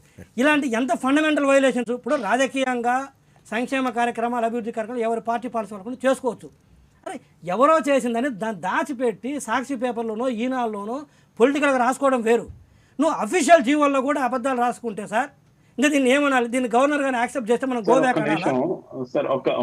మీరు చెప్పండి శివశంకర్ గారు. రవిచంద్ర గారికి వెళ్తున్నారు సార్. నేను ఇద్దరు పెద్దలు ఉన్నారు కాబట్టి నేను అడుగుతున్నాను సార్. ఈనాడు సాక్షి లేకపోతే మనం పేపర్లలో నేను 2 పేపర్లు నేనే చెప్పాను కదండి. మీరు చెప్పారు మళ్ళీ వేరే అంటే ఇప్పుడు నేను ఎనీథింగ్ పొలిటికల్ గా చర్చల్లో మాట్లాడుకోవడం వేరు, న్యూస్ పేపర్స్ లో రాసుకోవడం వేరు, టీవీలో రాసుకోవడం. ఖచ్చితంగా మీరు జీవో చూపిస్తున్నారు. ఆయన దాని సమాధానం అఫీషియల్ డాక్యుమెంట్స్ లో కరెక్ట్ గా ఓకే, ఆయన ఏం సమాధానం చెప్తారు సరే. రవిచంద్ర రెడ్డి గారు ప్లీజ్. ఆ రోజు వాళ్ళు జీవో ఇచ్చిన మాట వాస్తవంగా ఇచ్చిన జీవోని ఇంప్లిమెంట్ చేశారా? మేము అధికారంలోకి వచ్చాక మేము కొత్త జీవో తీసుకొచ్చి ఇంప్లిమెంట్ చేసాం. అప్పటి వరకు వాళ్ళ అంగన్వాడీ వాళ్ళని మొత్తం అందరినీ ఈడ్చుకెళ్ళి లాక్కెళ్ళి స్టేషన్లు వేసి ఈడ్చుకొట్టారు. అందువల్ల వాళ్ళు నిరసన చేస్తే పాదయాత్ర జీవో అంటే గెజిట్ ఆర్డరే కదా, ఇంకా మరి ఇంప్లిమెంట్ కాని జీవోలు, చెల్లుబాటు కాని వాగ్దానాలు, సంపూర్ణ రుణమాఫీ, సంపూర్ణ డ్వాక్రా రుణమాఫీ, ఇంటికో ఉద్యోగం, లేకపోతే ఉద్యోగ భృతి, నిరుద్యోగ భృతి, లేకపోతే సంపూర్ణంగా బెల్ట్ షాపుల నిషేధం, మొత్తం కూడా తీసుకెళ్లి ఫస్ట్ 5 సంతకాలు కోటాయి కమిటీ. ఎందుకు సార్ ఫాల్స్ పార్టీ గురించి టీడీపీ డ్రామాల గురించి చెప్తారు? ఏం చెప్తారు? అమలు కాని జీవోల గురించి, చెల్లుబాటు కాని వాగ్దానాల గురించి, మొదటి సంతకాల గురించి. చరిత్ర చెప్తే చెరిగిపోయేది కాదు, అది సాక్ష్యాలు సజీవంగా ఉన్నాయి. అందుకే వద్దు పొమ్మన్నారు, తరిమేశారు. మళ్ళీ మేమేం చెప్తాం? మళ్ళీ మీరు చెప్పుకోండి, మేము చెప్పే ముందు ఒకటే నేనే ఒప్పుకున్నాను. రాజకీయ హామీలు వేరు, గవర్నమెంట్ లో జీవోలు వేరు. ఒకవేళ మీరు అది అనుకుంటే ఈ జీవోలు మెన్షన్ చేయొచ్చు కదా. జీవో నెంబర్లు మెన్షన్ చేస్తూ ఇట్ ఈస్ నాట్ రాస్తారు కదా జనరల్ గా. ఎందుకు మీరు మెన్షన్ చేయలేదు అంటున్నాను. ప్రతిదీ రాజకీయంగా మాట్లాడితే అండి, ప్రతిదీ ఇంప్లిమెంట్ అయితే వాళ్ళు రోడ్లు ఎక్కారు. చంద్రబాబు నాయుడు గారు వాళ్ళని జుట్టు రవిచంద్రారెడ్డి గారు అంటే కాదండి, పాత జీవోని ఇందులో మెన్షన్ చేయొచ్చు కదా. సో అది ఇంప్లిమెంట్ కాలేదు అని చెప్పి రవిచంద్ర గారు రోడ్లు ఎక్కిన మాట ఆయనకి మేము వివరణ ఇవ్వాలా? ఎక్కలేదంటే మేము ఇచ్చినంత సరిపోలేదని, అసలు ఇవ్వలేదని. కళల గురించి మేము ప్రొజెక్షన్ ఇవ్వాలా? ఇచ్చే డ్రీమ్ ఛానల్స్ ఉన్నాయి కదా, చెప్పలేదు. రోజు రాత్రి పగలు మీడియాలో అచ్చు బొమ్మలు వేసుకోండి. Okay okay right. శివశంకర్ గారు.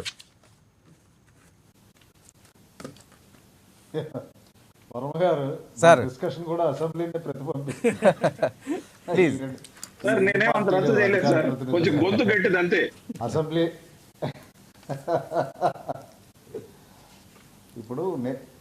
ఇప్పుడు say for example any GO fresh GO ఇచ్చేటప్పుడు ప్రొసీజర్స్ నేను చెప్తున్నానండి. గతంలో ఉన్న జీవోని రెఫరెన్స్లో పెట్టి super seeding the earlier GOs issued అని ఇస్తారు. అది ఒక పద్ధతి. మరి ఆ జీవోలు ఎందుకు మెన్షన్ చేయలేదు అన్న దాంట్లో కొంత బలం ఉంది. ఇప్పుడు ఎవరి ఎజెండా వాళ్ళది, వాళ్ళ ఎజెండా వాళ్ళది, వీళ్ళ ఎజెండా ఇది, మధ్యలో నష్టపోతుంది ప్రజలు. ఇదే వచ్చిన నేను గవర్నర్ గారు అదేనండి. మరి ఇవ్వనప్పుడు మీరు ఆ జీవో రెఫరెన్స్ ఎందుకు ఇవ్వలేదు? అందులో రాయొచ్చు, since the earlier government has not implemented this GO will be implemented with immediate effect. మీకెందుకంటే మీ ఇష్టం. రవిచంద్రారెడ్డి గారు మీ ఇష్టం వచ్చినట్టు పరిపాలన కాదండి, మీ ఇష్టం వచ్చినట్టు చేయడానికి కాదండి. వినండి వినే గుణం లేకపోతే ఎట్లా? మీకు వినే ఓపిక లేకపోతే ఎట్లా? నేను ప్రొసీజర్ చెప్తున్నాను, రాజకీయం మాట్లాడట్లా, ప్రొసీజర్ చెప్తున్నాను. మీకు ప్రొసీజర్ తెలియక మాట్లాడుతున్నారు మీరు, అది కరెక్ట్ కాదు. అన్ని ప్రొసీజర్ గవర్నర్ గారి ప్రసంగం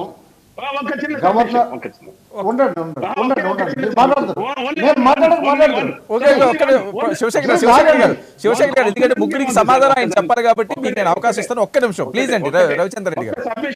ఓకే, నేను అనేది ప్రొసీజర్స్ గురించి ఇంత బాగా చెప్పాను. మీరు అప్పుడు మీరంతా అలయన్స్ పార్ట్నర్లుగా ఉన్నారే. 50 లక్షల వర్క్ గురించి టెండర్ లేకుండా ఇవ్వకూడదంటే 5,000 కోట్ల రూపాయల వర్క్ నామినేషన్ ఇస్తుంటే ఏం చేస్తారు సార్ మీరు? ఏం చేశారు సార్? నిమ్మకు నీరెత్తినట్టు ఎందుకున్నారు? ఎందుకు రోడ్ల మీదకి రాలే? చెప్తున్నాను కదా 5,000 కోట్ల రూపాయల ఈ- వరకు ఈ- ఆంధ్రప్రదేశ్ లో ఈ వితండవాదము మీకు చెప్తున్నాను, ఈ రకమైనటువంటి వాదనతో మీరు నేను అడిగితే మీకు నొప్పి. ప్రొసీజర్స్ పాయింట్ నుంచి డీవియేట్ అవ్వడం మీ కల్చర్ అది, మీ కల్చర్ అది, మీ పార్టీ కల్చర్ అది. దాన్ని ఎవడేం చేయలేడు. ప్రజలే మిమ్మల్ని సెటరేట్ చేయాలి. ప్రజలే మిమ్మల్ని సెటరేట్ చేస్తారు. ఆగండి ఆగండి ఆగండి. ప్రజలు సెటరేట్ చేస్తారు. ఆగండి. మీరు మీ కల్చర్ ని సెటరేట్ చేస్తారు ప్రజలు. ఆ సమయం వచ్చింది. మీరు ఆగండి. మీరు ఆగండి. రవిచంద్ర రెడ్డి గారు ఆగండి ఆగండి. కొద్దిలో లోపి కొట్టండి. నేను ఆగాను. తినబోతు రుచి కలుగుతారు. కొద్దిలో లోపి కొట్టండి. 2 సంవత్సరాలే కదా ఉంది. మీ ప్రయత్నం లేదా? మీరు చేసుకోండి. మీ వీరుడిని సింగిల్ గా వస్తాడా లేకపోతే కలగొర గంపలో వస్తాడా? మాకు అనవసరమైన మ్యాటర్ ఇది. సందర్భం లేదు. గుంపులుగా తల అవన్నీ ఎందుకంటే ఇప్పుడు అది డిస్కషన్ అది కాదు. దాని మీద మాట్లాడుకుందాం అంటే కూర్చుందాం. కలగూర గంప వరమ గారు ఏమవుతుంది? మీరు ఒక ముక్క అంతే. దోసకాయ, ఉల్లిపాయ లేకపోతే మునక్కాయ. మీరు అంతకాక మీకు సత్తాయాడిది. ఓకే రవిచంద్ర రెడ్డి గారు, రవిచంద్రారెడ్డి గారు ఇప్పుడు మీతో ఆ రకంగా మాట్లాడాలంటే నేను మాట్లాడగలను. నేను మాట్లాడలేను అనుకోవద్దు. మాట్లాడండి. మీకే అందులో ప్రావీణ్యత ఉంది అనుకోవద్దు. దయచేసి అనుకోవద్దు. Be confine to your debate and check your language, mind your language. అంతేగాని నోటుకు వచ్చినట్టు మాట్లాడితే ఇది అసెంబ్లీ కాదు. Public are seeing, public are seeing. Assembly కాదు మీ జాగీర్ లాగా చేయడానికి. అసెంబ్లీ కాదు. మీ ఇష్టం వచ్చినట్టు మీ జాగీర్ లాగా అక్కడ చేసి ప్రజాస్వామ్యం మంట కలపడానికి. సాంబార్లో ఉల్లిపాయ ముక్క సమానం. రైట్. మీకు అంటే మీ కల్చర్ అది, మీ సంస్కృతి అది, మీ నాగరికత అది. మీరు ఎక్కడి నుంచి వచ్చారో ఆ మాటలు మాట్లాడతారు. మీ పుట్టుక అది, అనైతిక పుట్టుక మీ పార్టీ. అధికారంలోకి అనైతికంగా వచ్చిన పార్టీ. మీకు అంతకు మించి కల్చర్ ఏమొస్తుంది? మీకు అంతకు మించి కల్చర్ ఏమొస్తుంది? మీకు ఇప్పుడు నోట్లో నోరు పెడితే ఏమంటాడు? అలాగే మాట్లాడతారు మీరు. వర్మ గారు మీరు కంట్రోల్ తీసుకెళ్తున్నారు. రవిచంద్ర రెడ్డి గారు ప్లీజ్. శివశంకర్ గారు, రవిచంద్ర రెడ్డి గారు మీరు మాట్లాడితే కానీ ఇస్తాను నేను ప్లీజ్. ఇప్పుడు ఎందుకంటే పర్సనల్ గా వెళ్ళొద్దు ప్లీజ్. శివశంకర్ గారు పర్సనల్ గా నోటికి ఏది వస్తుంది మాట్లాడటం. రవిచంద్ర రెడ్డి గారు సబ్జెక్ట్ మీద వెళ్దాం ప్లీజ్. ఓకే శివశంకర్ గారు. ఇప్పుడు ఈరోజు గవర్నర్ ప్రసంగం నేను చూశాను. గవర్నర్కి ఇంకొక అదరగో లేదండి. గవర్నమెంట్ ఏది ప్రిపేర్ చేస్తే అది చదువుతారు.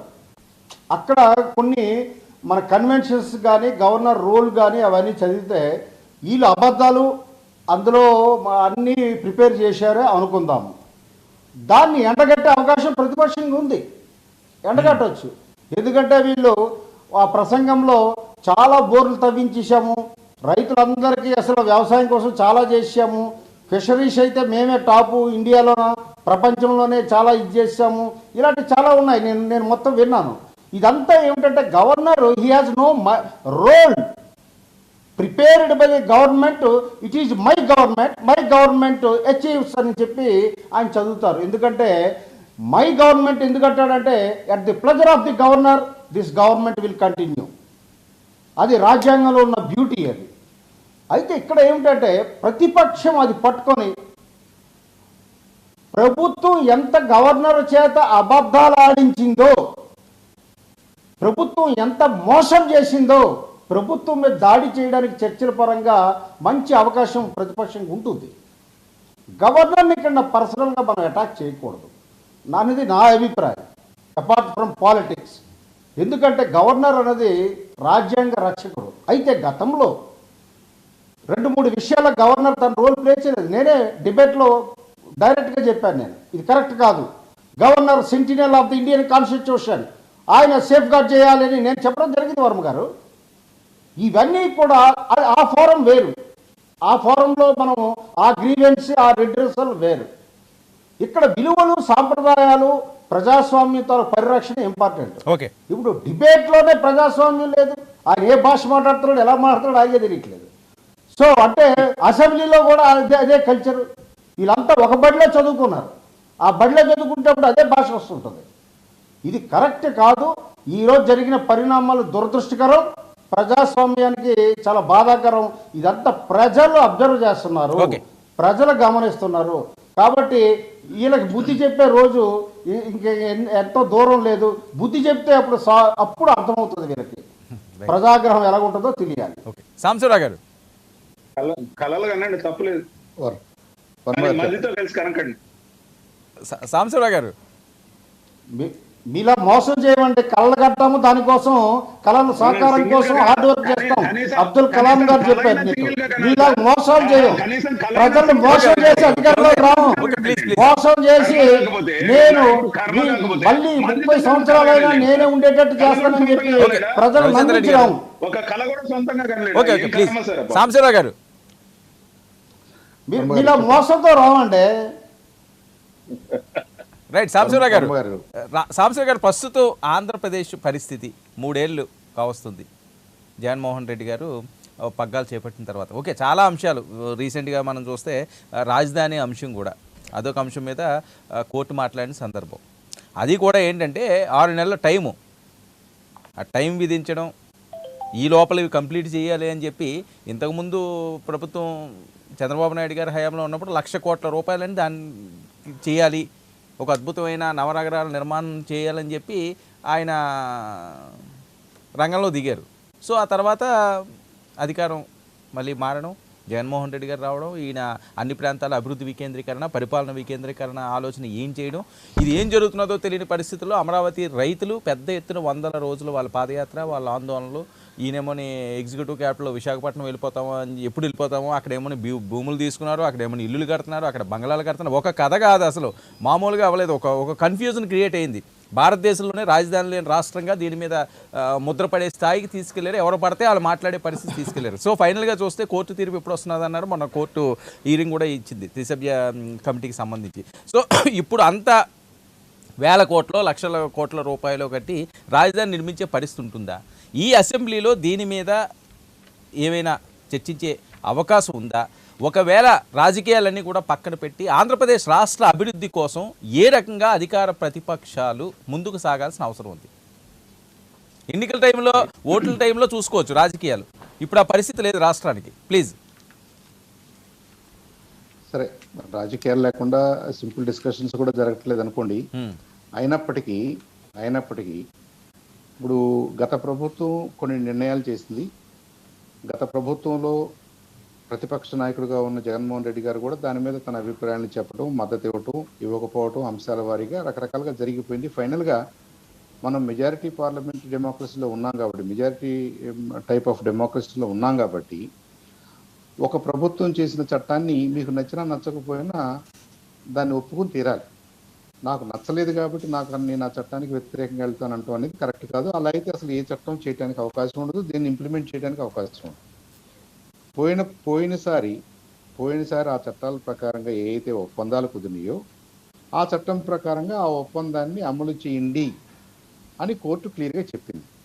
కోర్టు సొంతగా ఒక్క మాట కూడా చెప్పిందని నేను అనుకోవట్లేదు, చెప్పలేదు కూడా.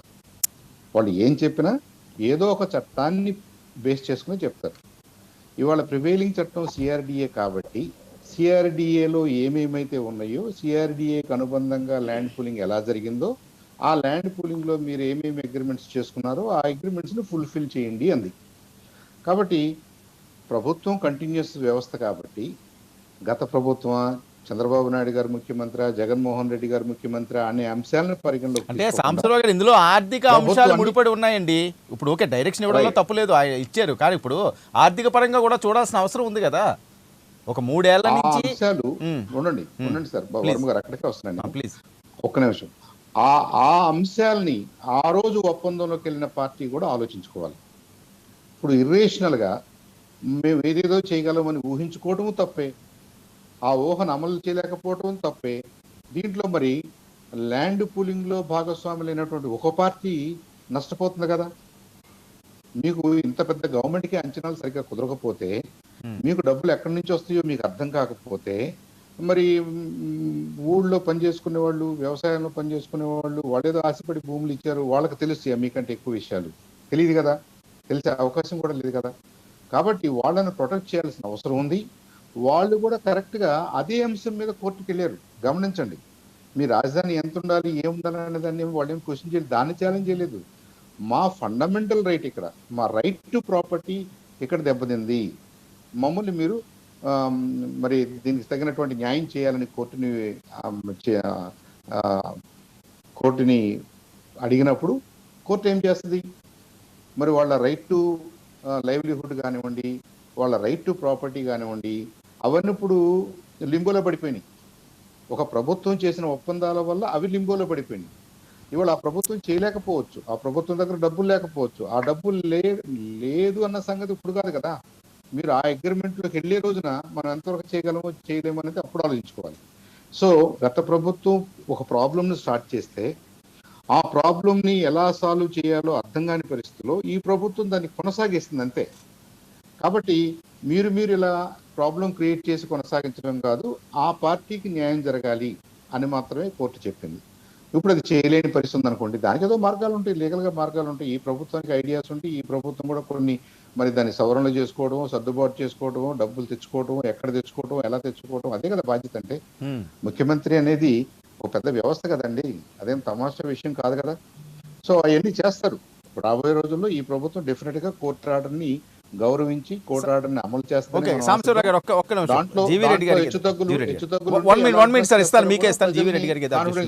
చేయాల్సి వస్తుంది. మీరు చెప్పిన చిన్న కరెక్షన్ సార్, నిన్న కోర్టు ఏదైతే డైరెక్షన్ ఇచ్చిందో కంటిన్యూస్ మ్యాండమస్ని, దాంట్లో ఫైనాన్స్ ఆస్పెక్ట్ని కూడా టచ్ చేయడం జరిగింది సార్. ఈ ప్రభుత్వానికి ఉన్న ఆర్థిక ఇబ్బందులు తెలుసు, ప్లస్ దాని అందుకని ఫైనాన్స్ ఆస్పెక్ట్ కూడా టచ్ చేయడం జరిగింది. ఏంటంటే ఈ రాజధానికి నిర్మాణానికి సంబంధించి ఏదన్నా ఫర్దర్గా డబ్బులు అవసరమైతే ఈ భూముల్నే మార్టిగేజ్ పెట్టి, ఎందుకంటే ఇచ్చిన భూమిలో 20% రైతులకి, 20% ఇన్ఫ్రాస్ట్రక్చర్ పోతే ఇంకా 50% ప్రభుత్వానికి భూములు మిగులుతుంది. ఒకసారి డెవలప్ అయిన తర్వాత దాని వాల్యూ పెరుగుతుంది. ఆ పెరిగిన వాల్యూనే రాజధాని నిర్మాణానికి మీరు మార్టిగేజ్ పెట్టి ఉపయోగించుకోవచ్చని చెప్పడం జరిగింది. మిగతా అవసరాలకు అంటే వేరే రాష్ట్రంలో మిగతా వాటికి తప్ప రాజధాని నిర్మాణానికి ఈ భూములు మార్టిగేజ్ పెట్టుకోవచ్చు అని చెప్పేసి కోర్టు డైరెక్షన్లో కంటిన్యూస్ మ్యాండమస్లు ఇచ్చింది సార్ క్లియర్గా. ఎందుకంటే అప్పుడు మార్టిగేజ్ పెట్టుకొని డబ్బులు తెచ్చుకున్న తర్వాత కూడా సరిపోకపోతే అప్పుడు కోర్టు దగ్గరికి వెళ్ళొచ్చు వీళ్ళు పార్టీ, ఎవరు గవర్నమెంట్ కానీ లేదా సిఆర్డీఏ కానీ.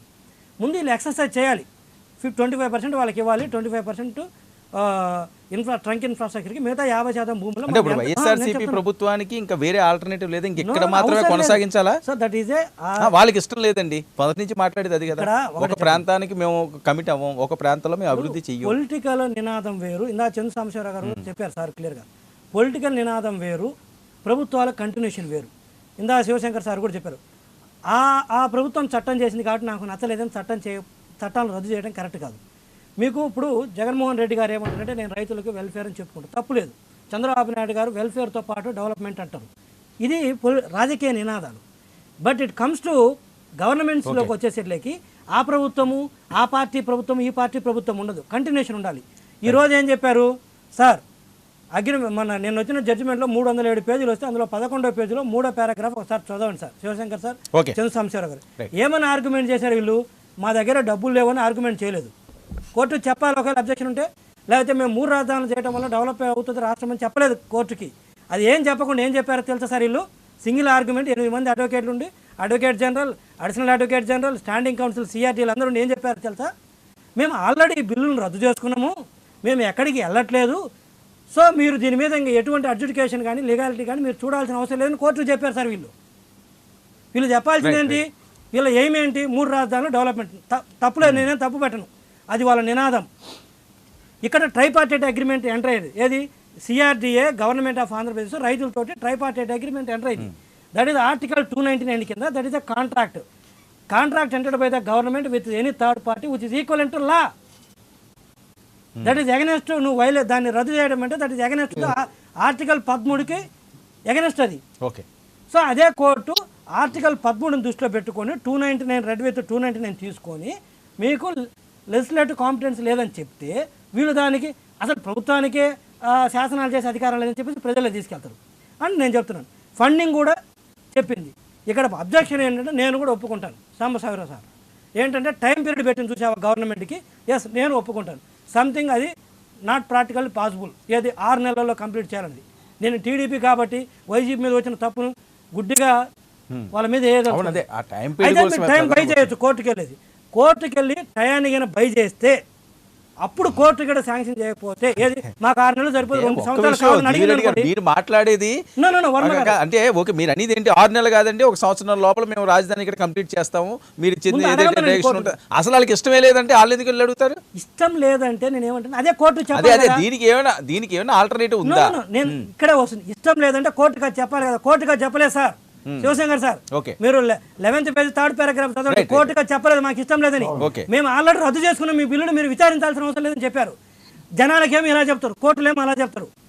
అది నేను చెప్పేది. ఒక ఇష్టం లేదని అనుకోండి, మీ చెప్పానండి అదే. సార్ ఇప్పుడు టెక్నికల్గా లీగల్గా ఏం జరిగింది అనేది ఒక అంశం అయితే ప్రజలకు ఎలా అర్థమవుతుంది, ప్రజలకి మంచి జరుగుతుందా చెడు జరుగుతుందా జనరల్ పర్సెప్షన్, ఈ అంశాల్లో ప్రజలకి అన్నది ఫుల్ కన్ఫ్యూజన్ అండి. ఏంటంటే ఇంత చట్టాలు రాజ్యాంగం చాలా మందికి అవగాహన కాని అంశాలు. మీరంటే కొంతమంది మేధావులకి ఇది అర్థమవుతుందేమో కానీ చాలా మందికి తెలియదు. ఏంటి ఆయన 3 రాజధానులు అన్నారు, విశాఖపట్నం రాజధాని వస్తుంది అంటున్నారు, మళ్ళీ అమరావతి అని కోర్టు ఇచ్చిందట, కోర్టుకి వ్యతిరేకంగా వైసీపీ వాళ్ళు మాట్లాడుతున్నారు. కోర్టు ధిక్కారం కాదా, రాజ్యాంగం విరుద్ధం కాదా? ఇవే చర్చలు వస్తున్నాయి. రోజుకి పేపర్లో వచ్చి న్యూస్ ఏముంటుంది అది చదువుకోవడం, అటా అనుకోవడమే. ఎవరికి దీని మీద క్లారిటీ లేని పరిస్థితి. ప్లీజ్ బహుశా మనం కూడా అంత కంపిటెంట్ బాడీ కాదేమో. అవును, నేను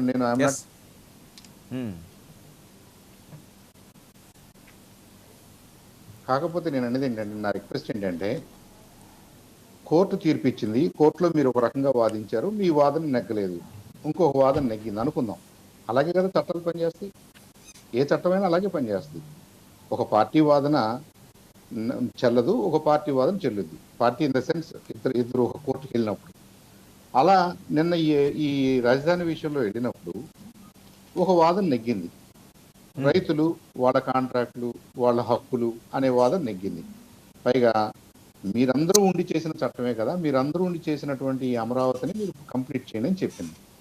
దాంట్లో సాధక బాధలు ఫ్యూచర్లో ఎలా సాల్వ్ చేయాలో, మళ్ళీ కోర్టు ఎలా సహాయం చేయగలదో, ఇంకా మిగతా ఏజెన్సీస్ మిగతా వ్యవస్థలు ఎలా సహాయం చేయగలవో అది సెకండరీ అంశం. బట్ ప్రస్తుతానికి ఉన్న ఇష్యూని అయితే రిజాల్వ్ చేయాలి కాబట్టి కోర్టు ఇంకేం చేయాలి, అలాగే చేస్తుంది. ఓకే, ఎలా చేయగలదో అలాగే చేసింది. దాన్ని సద్భావంతో తీసుకుని ఈ ప్రభుత్వం ఆ కోర్టు ఆర్డర్ని ఫుల్ఫిల్ చేయడానికి ట్రై చేయాలి. అది ట్రై చేయలేని పక్షంలో ఎందుకు ఆ గుడ్ ఫెయిత్ ఎఫర్ట్ అయిపోయిన తర్వాత, వీళ్ళు నిజంగా ట్రై చేసిన తర్వాత ఇంకా వీళ్ళకు ఉన్నటువంటి ఇబ్బందులు డెఫినెట్గా కోర్టు వీళ్ళు డెఫినెట్గా ప్రజలకు అర్థమవుతుంది. ఇవాళ 1,00,000 కోట్లు పెట్టి కట్టండి రాజధానిని ఎవరు ఎక్స్పెక్ట్ చేయట్లేదు. 1,00,000 కోట్లు ఇప్పుడు అంత డబ్బులు మన దగ్గర ఉన్నాయని కానీ, మన దేశం అంతా ఒకేసారి స్పెండ్ చేయగలదు కానీ ఎవరు అనుకోవట్లేదు అన్న విషయాన్ని ప్రజలకు చెప్తూ మేము ఫేజ్డ్ మేనర్లో చేస్తాం, ఇలా చేస్తాం, ఏదో ఏబీసీ ఒక 2-3 ఆల్టర్నేటివ్స్ చూపించుకుంటా ప్రజల్ని కాన్ఫిడెన్స్లోకి తీసుకుని వాళ్ళు ముందుకెళ్ళారనుకోండి, అది చాలు, వాళ్ళకి మద్దతు అక్కడే వస్తుంది. అంతేగాని నేను కోర్టు ఆర్డర్ నాకు సంబంధం లేదు, నాకు నచ్చలేదు కాబట్టి నేను చేయను అనే వాదన ఈ స్టేజ్లో కరెక్ట్ కాదు. ఈ స్టేజ్లో కరెక్ట్ కాదు. అది కనుక వాళ్ళు అదే పాయింట్ మీద ఉండాలనుకుంటే ఆ 27-28 చట్టాలను రద్దు చేసుకోకుండా దాని మీదే నిలబడి అసలు ఈ సిఆర్డిఏ చట్టం చేయటమే తప్పు, ఆ చట్టం ఆ రోజున చేయటమే తప్పు అనేది, ఆ చట్టాన్ని రివ్యూ చేయమని ఏదైనా కోరుకున్నట్లయితే అది వేరే రకంగా ఉండేదేమో. అది అది అది లీగల్ ఎక్స్పర్ట్స్ చూసుకుంటారు. ఇప్పుడు మనకైతే ఏంటంటే ఫైనల్ గా కోర్టు ఆర్డర్ ఉంది, కోర్టు ఆర్డర్ మనకి ఎలా అర్థమవుతుందో అందరికి ఎలా అర్థమవుతుందో అది జరగాలని చెప్పేసి కోరుకుందాం. అలా చేయడానికి గుడ్ ఫెయిత్ ఎఫర్ట్ ఈ ప్రభుత్వం పెట్టుద్దని కూడా నేను నమ్ముతున్నాను, పెట్టాలని కూడా కోరుకుందాం. రైట్. రవిచంద్ర రెడ్డి గారు ఓకే, రాజధాని అంశం అన్నది మరొక ఇబ్బందికరమైన విషయం వైఎస్ఆర్సీపీ ప్రభుత్వానికని ఇప్పుడు సాగుతున్న చర్చ. తీసుకున్న నిర్ణయాలు అవనియండి, అందులో ఉన్న టెక్నికల్ పాయింట్స్ని మరి కరెక్ట్గా క్యాచ్ చేయలేకపోయారా, లేదా మీరు అనుకున్నట్లుగా జరిగే పరిస్థితి అయితే ఇప్పుడు లేదు. కోర్టులు ఇన్వాల్వ్ అయినాయి, డైరెక్షన్లు ఇచ్చినాయి, మీకు న్యాయ వ్యవస్థల మీద నమ్మకాలు లేవు, న్యాయ వ్యవస్థ అంటేనే విలువ లేదు అని చెప్పి ప్రచారాలు జరుగుతున్న నేపథ్యం. అమరావతిపై మీ స్టాండ్ ఏంటి సార్? సార్, అమరావతి మీద మా స్టాండ్ క్లియర్. అమరావతి రాజధానిగా ఉంటుంది, కానీ అన్ని ప్రాంతాలని మేము డెవలప్ చేస్తాం. మేము 29 గ్రామాల కోసం రాష్ట్రంలో పన్ను కట్టే ప్రతి ఒక్కరి నుంచి తీసుకొచ్చి అభివృద్ధి చేస్తామంటే ఉత్తమ అంట. అంతేకాదు, ఒక 100 సంవత్సరాలు అయిన తర్వాత అయినా అమరావతి హైదరాబాద్ స్థాయికి వస్తుందా లేదా అని ప్రజలు ఆలోచిస్తారు. అంతేకాదు 23 జిల్లాల్లో విభజనలో మనం కోల్పోయింది హైదరాబాద్. వెంటనే మనకి భోజనం పెట్టగల రాజధాని వైజాగ్, కానీ దాన్ని కాదని తమ భూములు ఉన్న ప్రాంతాన్ని తమకి అమరావతిని చక్కటి పేరు పెట్టి అమరావతి నుంచి 27 కిలోమీటర్ల దూరం ఉన్న ప్రాంతాన్ని, విజయవాడ నుంచి 29 కిలోమీటర్లు, గుంటూరు నుంచి 32 కిలోమీటర్లు ఉన్న చక్కటి పంట పొలాలు పచ్చగా పండే పంటల్ని కాదని అక్కడ ఒక కాంట్రాక్టర్ అవతారం ఎత్తి ఒక బిల్డింగ్ డెవలపర్ లాగా పూలింగ్ సిస్టాన్ని ఏర్పాటు చేసి సిఆర్డిఏ అనే చట్టాన్ని తీసుకొచ్చి అప్పట్లో బాగా ప్రచారం జరిగింది. సిఆర్డిఏ అంటే Chandrababu Naidu real estate development authority. గతంలో మేమిద్దరం కూడా విమర్శించాం, నేను జీవిరెడ్డి కూడా కాంగ్రెస్ లో ఉన్నప్పుడు ఇదే పదాలు. ముఖ్యంగా సిఆర్డిఏకి మంచి నిర్వచనం దొరికింది అనుకున్నాం ఆ రోజు. ముఖ్యంగా ఆ రోజు నుంచి ఈ రోజు వరకు మా భావన అదే.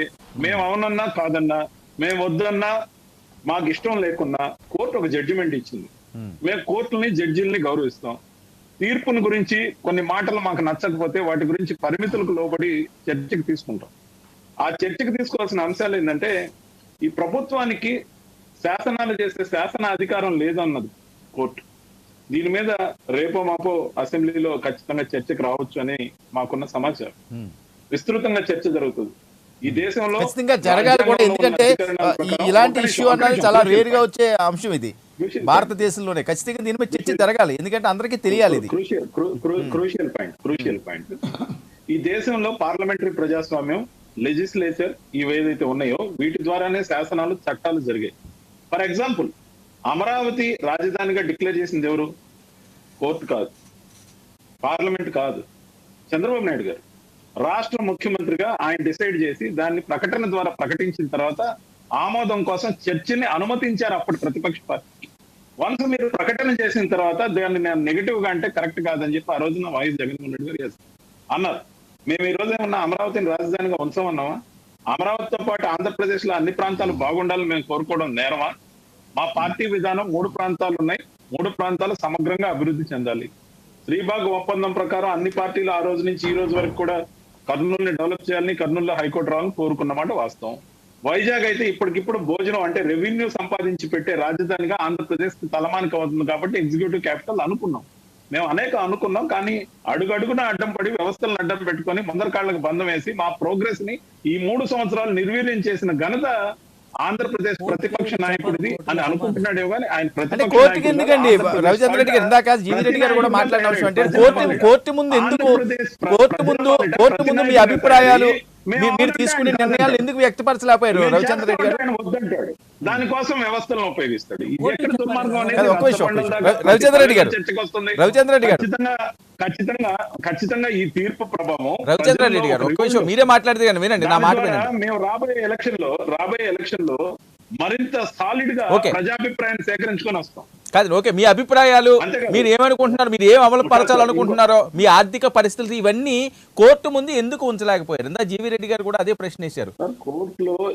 కోర్టులో ఎవరు ఎత్తుగళ్ళు వాళ్ళకు ఉంటాయి. ఎవరు లాయర్ ఏం వాదించాలంటే వాళ్ళ లాయర్ బదులు మా లాయర్ని పంపించాలనా, లేకపోతే మా లాయర్ కూడా వాళ్ళ లాయర్ కోర్టేసి పంపించాలనా? అంతేకాదు సార్, వీళ్ళకున్న ప్రేమ చూడండి. ఆ రోజు అమరావతి డెవలప్మెంట్ ఫెస్ట్ అని చెప్పి వెరీ సారీ డిస్టర్బ్ చేసినందుకు.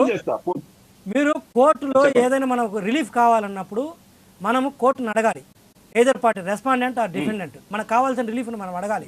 కోర్టులో మనం రిలీఫ్ అడగకుండా బయటకు వచ్చి రాజకీయాలు అంటే బాగుంది. రిలీఫ్ రాదు, మీరు ముందు అడగాలి కదా. మేము అడగలేమండి, మాకు చేత కాదు సార్. చంద్రశేఖర్ గారు, శివశంకర్ గారు, మీరు ఇంకా జయప్రదంగా ఆ విధంగా చేసుకోలేని పరిస్థితి. బాబు గారి దగ్గర మేము ట్యూషన్ రావాలి. ఎన్ని రోజులు మాట్లాడుకుంటే వాళ్ళని ఉల్లిపాయలు అంటారు, మమ్మల్ని జయప్రద అంటారు. ఇది చర్చకు సంబంధం సార్. అమరావతి డెవలప్మెంట్ ఫండ్ అని చెప్పి ₹2 ట్యాక్స్ ఏదైతే వేశారో దానివల్ల కలెక్ట్ అయిన సొమ్ము 16,900 కోట్ల రూపాయలు. ఆ 16,920 కోట్ల రూపాయలకు ఏదైతే కలెక్ట్ అయిందో రాజధానికి పెట్టిందని సార్ 5 సంవత్సరాలు ఆయన పరిపాలనలో ముఖ్యంగా ఆయన పెట్టింది మొత్తం 5,674 కోట్లు. వడ్డీలు, రుణాలు, కన్సల్టెన్సీ ఛార్జీలు వాటి అన్నిటి కింద ఇచ్చింది 798 కోట్లు. ఇందులో 5,000 కోట్ల అప్పు. ఆ 16,900 కోట్లు ఏడకపోయింది తెలియదు.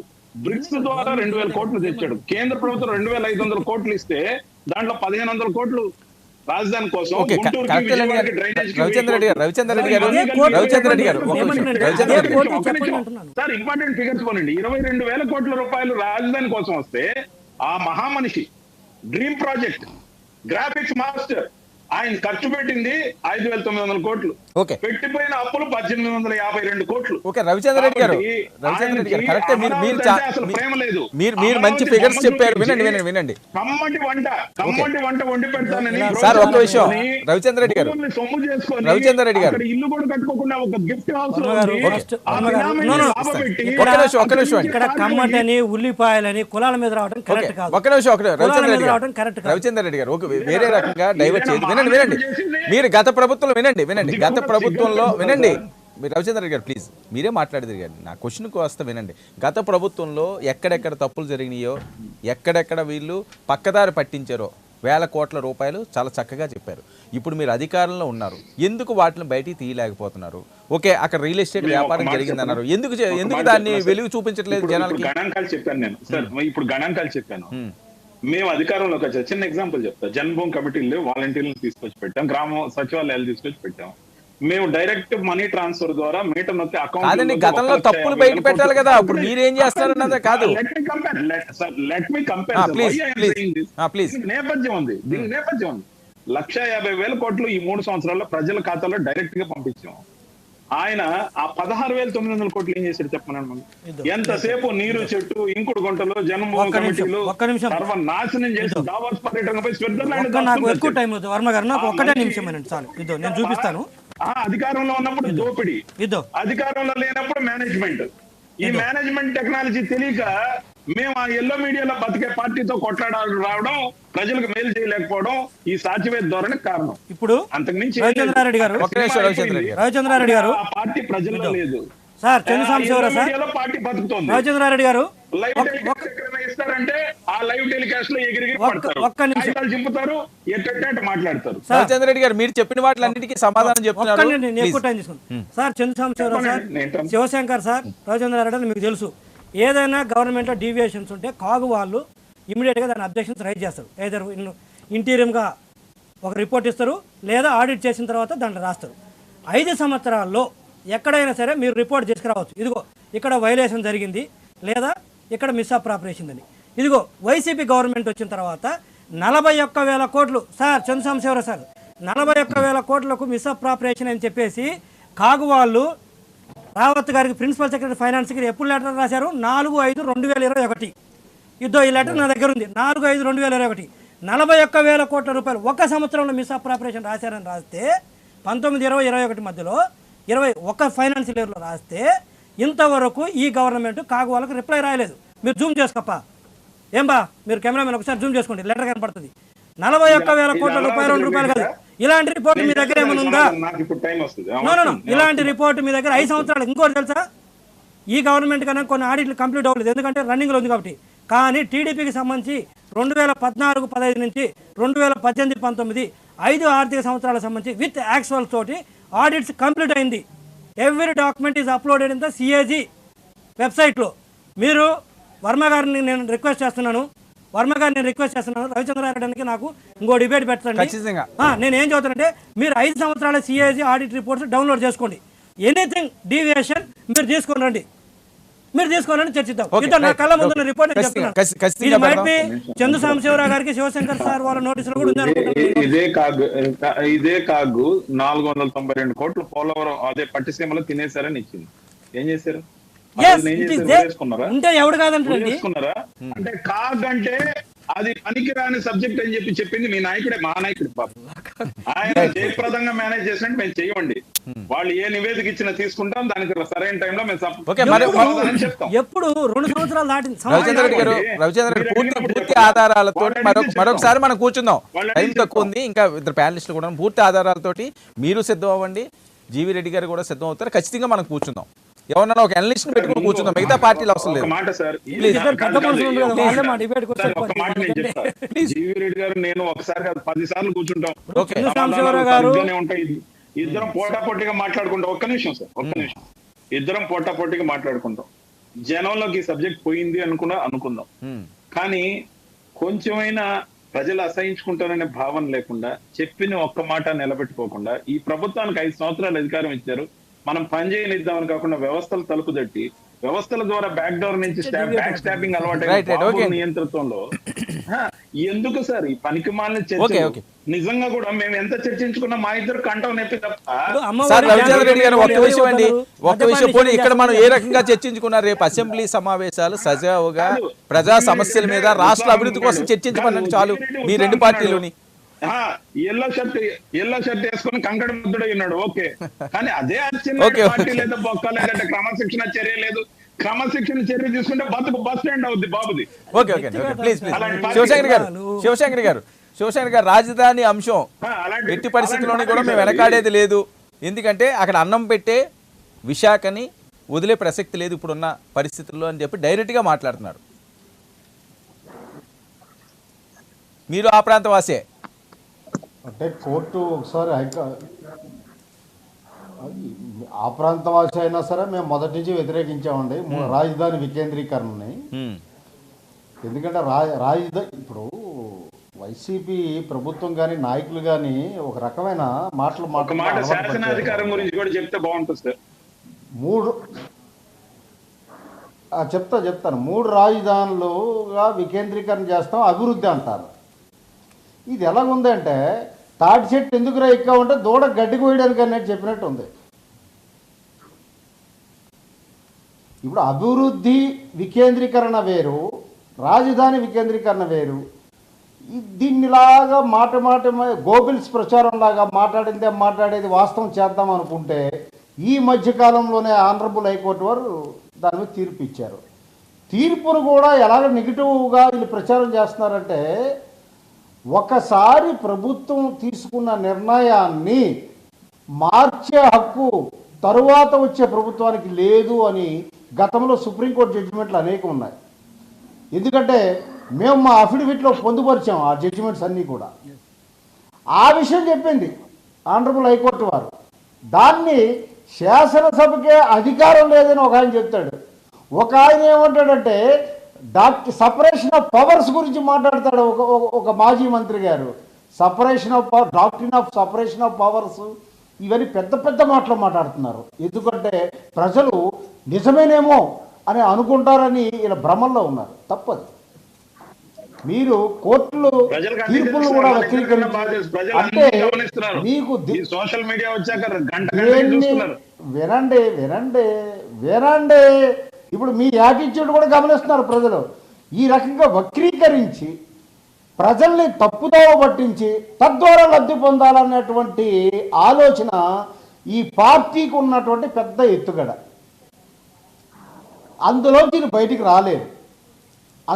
వీళ్ళు ఎట్టి పరిస్థితుల్లో బయటికి రాలేరు. ఇప్పుడు ఏం చెప్తారు? ఇప్పుడు 24 వరకు హైదరాబాద్ రాజధాని ఏమిటి? ఇదంతా ఏమిటి? ఆ రోజు ఇందాక రవిచంద్రారెడ్డి గారు పాపం వ్యవసాయదారులు సారవంతమైన పంటలు అని చెప్పారు. ఆ రోజు అసెంబ్లీలో జగన్మోహన్ రెడ్డి గారు అసెంబ్లీ సాక్షిగా ఆమోదం తెలిపారా లేదా?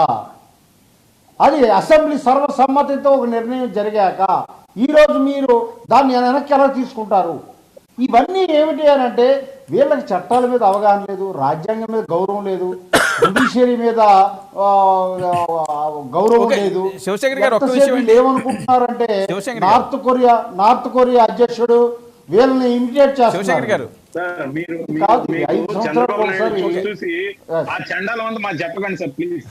శివశంకర్ గారు ఒక్క విషయం అండి.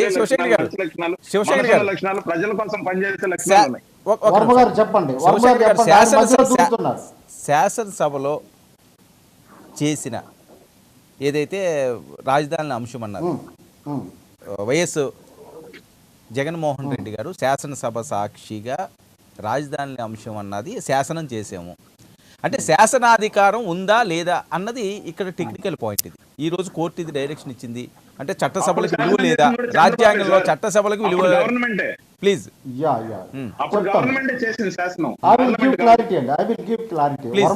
ఆయన మాట్లాడినామనండి, ఆయన్ని గొంతు నొక్కొద్దని చెప్పండి, మాట్లాడిద్దాం. రాజకీయాలన్నీ పక్కన పెట్టాలి, టెక్నికల్ ఇష్యూస్ చెప్పండి. అధికారం శాసనసభకు ఉంది వర్మ గారు. ఓకే, నేను చెప్తున్నాను, please. మీరు వినండి వర్మ గారు. శాసనాలు చేసే అధికారం శాసనసభకు మాత్రమే ఉంది. ఇక్కడ పాయింట్ ఏమిటి అని అంటే, ఇది సెంట్రల్ గవర్నమెంట్ పార్లమెంటు ఆమోదంతో ఒకసారి రాజధాని నిర్ణయం జరిగిపోయినాక దానిని మార్చే అధికారం ప్రస్తుతానికి లేదని చెప్పింది. అంతేగాని శాసనసభకి శాసనాలే చేయకూడదని ఎక్కడ అనలేదు. అబద్ధం, అది అబద్ధాలని ప్రచారం చేస్తున్నారు. ఒక మాట జరిగిపోతే మన కేంద్ర ప్రభుత్వం నుంచి డిబేట్ లో ఉన్న లెటర్ ఏదైతే అధికార జాతీయ అధికార ప్రతినిధి అదే ప్రచారం చేస్తున్నారు. ఇలా మంత్రులు అదే ప్రచారం చేస్తున్నారు. ఒక మంత్రి, ఒక మాజీ మంత్రి ఈ రోజు కామెంట్ చేస్తాడు, సపరేషన్ ఆఫ్ పవర్స్ చర్చ జరగాలంటాడు. సపరేషన్ ఆఫ్ పవర్స్ అంత పెద్ద పెద్ద మాటలు అనవసరం అండి. అర్థం చేసుకోండి, జడ్జిమెంట్ని అర్థం చేసుకోండి, స్ఫూర్తిని అర్థం చేసుకోండి. యాక్చువల్గా ఈ వర్మ గారు in real true sense doctrine of separation of powers Indian constitution లో లేదు, ఓన్లీ పార్షియల్లీ ఉంటుంది. అది అర్థం కాకుండా పెద్ద పెద్ద మాట్లాడేసి మీకు ప్రజలు తప్పుదోవ పట్టించి ఈ రకంగా లబ్ధి పొందాలనుకోవడం చాలా తప్పండి. కోర్టుల్ని తప్పుదోవ పట్టించడం, కోర్టుల మీద ప్రజలకి తప్పుడు అభిప్రాయం కల్పించడం ఇది కరెక్ట్ కాదు. ఒకసారి మీ కోర్టు తీర్పు మీద ఏమైనా అభ్యంతరం ఉంటే సుప్రీంకోర్టుకి వెళ్ళండి. ఎందుకు వచ్చింది, మీకేమైనా అనుమానం ఉందా?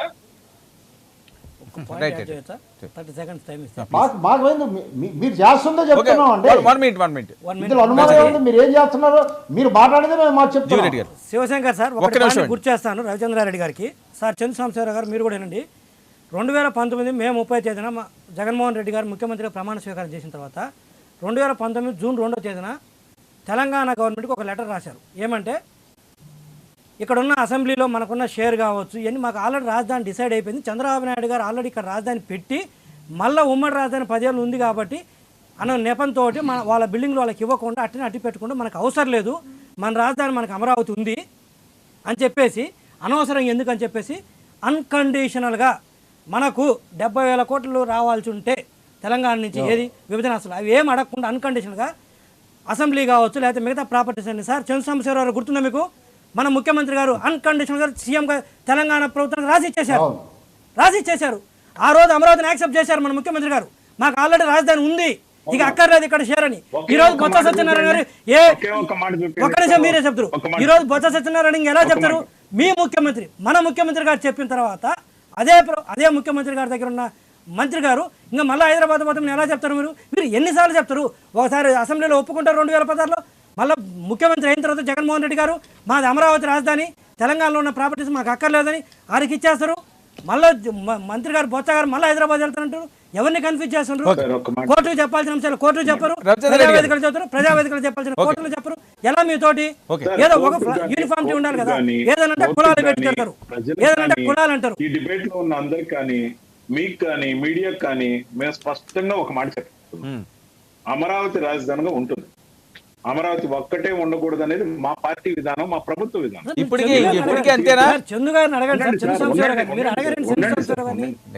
కోర్టు తీర్పు వచ్చింది, కోర్టు తీర్పుని ఏ విధంగా చూడాలనేది మా నిర్ణయాధికారం మేరకు మేము ఏ విధంగా ముందుకు అడుగు వేయాలి, కోర్టుకి ఏం సమాధానం చెప్పాలి, ఇవన్నీ మేము చర్చించుకున్న తర్వాత నిర్ణయాలు తీసుకుంటాం. వెయిట్ చేయండి, మీకెందుకు అంత తొందర?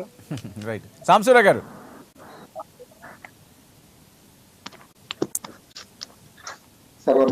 సాంబశివరావు గారు, ఇందులో ఉన్న టెక్నికల్ అంశాలండి. ఎందుకంటే బొత్స గారితే మీరు సబ్జెక్ట్ మీరు టీవీ అవుతుండ్రు వర్మ గారు, మీరు సబ్జెక్ట్ మీరు బొత్స గారి కామెంట్స్ అన్నారు, మీరు టెక్నికల్ విన్నారు. ఓకే, బొత్స గారి కామెంట్స్ ఇంతకుముందు జగన్మోహన్ రెడ్డి గారు బేషరతుగా ఇది మాకు అవసరం లేదు అని చెప్పిన అంశాలు ఎలా చూడాల్సి ఉంది? అంటే రాజకీయ నాయకులు మాట మీద నిలబడాలి చెప్పాలా? ప్లీజ్. అది మనం ఆల్రెడీ ఇట్స్ ఆన్ రికార్డ్ కాబట్టి అది మనం అక్కడ ఉన్నటువంటి మన షేర్ ఆఫ్ అసెంబ్లీని మనం వదిలిపెట్టాం, మిగతా ఆఫీసులు వదిలిపెట్టేసాం కాబట్టి మళ్ళీ అక్కడికి వెళ్ళి దాన్ని నెగోషియేట్ చేయడం అనేది అది మూట్ పాయింట్. బొత్స గారు ఏ ఉద్దేశంతో మళ్ళీ ఆ పాయింట్ లేవదీస్తున్నారో మనకు అర్థం కాదు. ఏదేమైనా అమరావతి ఒక రాజధానిగా అందరూ ఒప్పుకున్నాం. కోర్టు కూడా దాన్ని డెవలప్ చేసి ఇక్కడ జాగ్రత్తగా పరిపాలన చేయమని చెప్పింది. ఐ థింక్ దాన్ని చేసుకుంటూ మిగతా ఏరియాలను ఎలా డెవలప్ చేయాలో ఆలోచించేస్తే ఎవరికి ఇబ్బంది లేదు. ఇప్పుడు దీన్ని చేయక కరెక్ట్ గా అటు చెప్పారు చేయక కరెక్ట్ గా చెప్పారు అది చేస్తేనే ఇది చేస్తామనే కండిషన్ పెట్టుకోవడం కూడా ఈ ప్రభుత్వానికి కరెక్ట్ కాదు. ఓకే 3 రాజధానుల వల్ల నిజంగానే మూడు ప్రాంతాలు డెవలప్ అవుతాయని అనే అభిప్రాయంలో ఉంటే ముందు ఇది చేస్తూ దానికి ఏమన్నా అడిషనల్ గా ఇంకేమన్నా హంగులు చిన్న మాట, ఒక చిన్న యాడ్. లాస్ట్ మీకే ఇస్తాను రవిచంద్ర రెడ్డి గారు, మీరే కంక్లూడ్ చేద్దరు. రాయలసీమ ఒక్క మాట బీజేపీ వాళ్ళని కూడా ఎప్పుడు ఒక్క మాట. అడుగుతున్నాం హైకోర్టు పెట్టమని, అమరావతి దానికి విషయంలో ఏమన్నా మూవ్ చేద్దామా కాదు సార్. అమరావతి విషయం ఏదేమైనా సాంబశివరావు గారు ఒకసారి వినండి, ఆయన ఏదో చెప్తున్నారు రవిచంద్ర రెడ్డి గారు. అమరావతికి రాజధాని అనే ఒక రవిచంద్ర రెడ్డి ట్యాగ్ గారు, తీసి మనకేం నా పాయింట్ కావాలో ఏంటంటే చేస్తే అమరావతికి ఇవాళ జగన్మోహన్ రెడ్డి గారు అదే మాటని విశాఖ మాత్రం ముఖ్యమంత్రిగా విశాఖ ఉన్న మాత్రం వద్దు, అదే విషయం కర్నూలు వద్దు, రాజధాని అనే పదం పలకూడదు అక్కడ నేరం. ఈ రాజధాని అనే అవును. పదంని త్యాగం చేయకూడదు ఇక్కడ. అంటే భూములు త్యాగం చేసిన మహానుభావుడు రాజధాని అనే పేరు అంటే మాత్రం అంటే త్యాగం అలాంటి చేయరు, అరేంజ్మెంట్ మన చేయరు. కాన్స్టిట్యూషన్ కనీసం లేదు. పంచుకోరు. కాన్స్టిట్యూషనల్ అమెండ్మెంట్ కనీసం వెళ్దామంటే అది పంచుకోరు. వేరే విషయం. Okay, okay. అది మేము వేరే మాత్రమే విషయం. నంచుకుంటా కాన్స్టిట్యూషన్ లో లేని దాన్ని మనం ఇంట్రడ్యూస్ Right, sir, right, చేసి sir. ఈ అడ్డంకులు వస్తాయి. రైట్ సాంబశివరావు గారు, చూద్దాం ఏం సార్, జరుగుతుందో. మీ ఏదైనా ప్రభుత్వం ఉంది. ఉత్తరాఖండ్ లో 3 ఇప్పుడు రాజధానులు పెట్టలేదమ్మా. ఇవాళ మన చెప్పండి ముఖ్యమంత్రి గారు ముఖ్యమంత్రిగా పనిచేస్తున్నా, అవును, మన అవును, ప్రధానమంత్రి గారు ప్రూవ్ చేయమంటారా? ప్రధానమంత్రిగా పనిచేస్తున్నా, ఓకే, ఓకే. అందరూ ప్రూవ్ ఆ చేయమంటారా? చట్టాలకు మీకు లోబడి పంపించమంటారా? చేస్తారు ఉత్తరాఖండ్ లో మా తర్వాత ఆ అనౌన్స్ చేసి చట్టాలని, 3 ఆ రాజధానులు ఇంప్లిమెంట్ చేయాలన్నా మీరు రాజ్యాంగాన్ని మీ ప్రభుత్వం మనం మీద ఆడుంది. హోల్హార్టెడ్గా మనం గౌరవించాల్సిందే రవిచంద్ర రెడ్డి గారు. దాంట్లో కాంప్రమైజ్ ఉండదు. ఓకే రవిచంద్ర రెడ్డి గారు, సాంబశివరావు గారు, సాంబశివరావు గారు 1 minute ప్లీజ్. రవిచంద్ర రెడ్డి గారు సింపుల్ గా కంక్లూడ్ చేయండి, టైం లేదు సింగిల్ వర్డ్. అసెంబ్లీ సెషన్ వినండి. మేము చేస్తే తప్పు. Okay, okay. మా తర్వాత నిర్ణయం తీసుకొని మాకన్నా ముందు మీరు ఇంప్లిమెంట్ చేశారు. ఎందుకంటే కేంద్రంలో రాష్ట్రంలో మీరే అధికారంలో ఉన్నారు, మీకు సాధ్యమైంది. రైట్ జీవిరెడ్డి గారు సింపుల్ గా. ఇప్పుడు అమరావతిలో రాజధాని ఒక అమరావతి అంశం వదిలేండి. మొదటి రోజు అసెంబ్లీ సెషన్స్ అయినాయి కాబట్టి ఇంకా చాలా రోజులు ఉన్నాయి. ప్రజా సమస్యల మీద మీ స్టాండ్ ఏంటి? ఏ రకంగా ముందుకెళ్ళాలనుకుంటున్నారు? ఇప్పుడు కళ్ళ ముందు కనపడుతుంది, దాన్ని నేను తప్పించుకోలేను. ఓకే. ఒకటి ఇక ప్రజా సమస్యల పైనంటవా, మేము అసెంబ్లీకి ఈ రోజు వెళ్ళేదే దేనికి? రేపు చూద్దాం ఏ మాత్రం వాళ్ళు టైం ఇస్తారు. ఓకే, టైం ఇస్తే మాట్లాడతారు, టైం ఇవ్వకపోతే వాళ్ళ స్టాండ్ సైకిల్ స్టాండ్ సార్, వేరే ఏ స్టాండ్ లేదు. వాళ్ళ ఏదో ఒక stand. clear. Right, okay, okay. ఒకవేళ గట్టిగా మాట్లాడితే కొడతామని చెప్పారు. 151 మంది ఉన్నాము, గట్టిగా ముఖ్యమంత్రి గారి మాట్లాడితే కొడతామని చెప్పారు.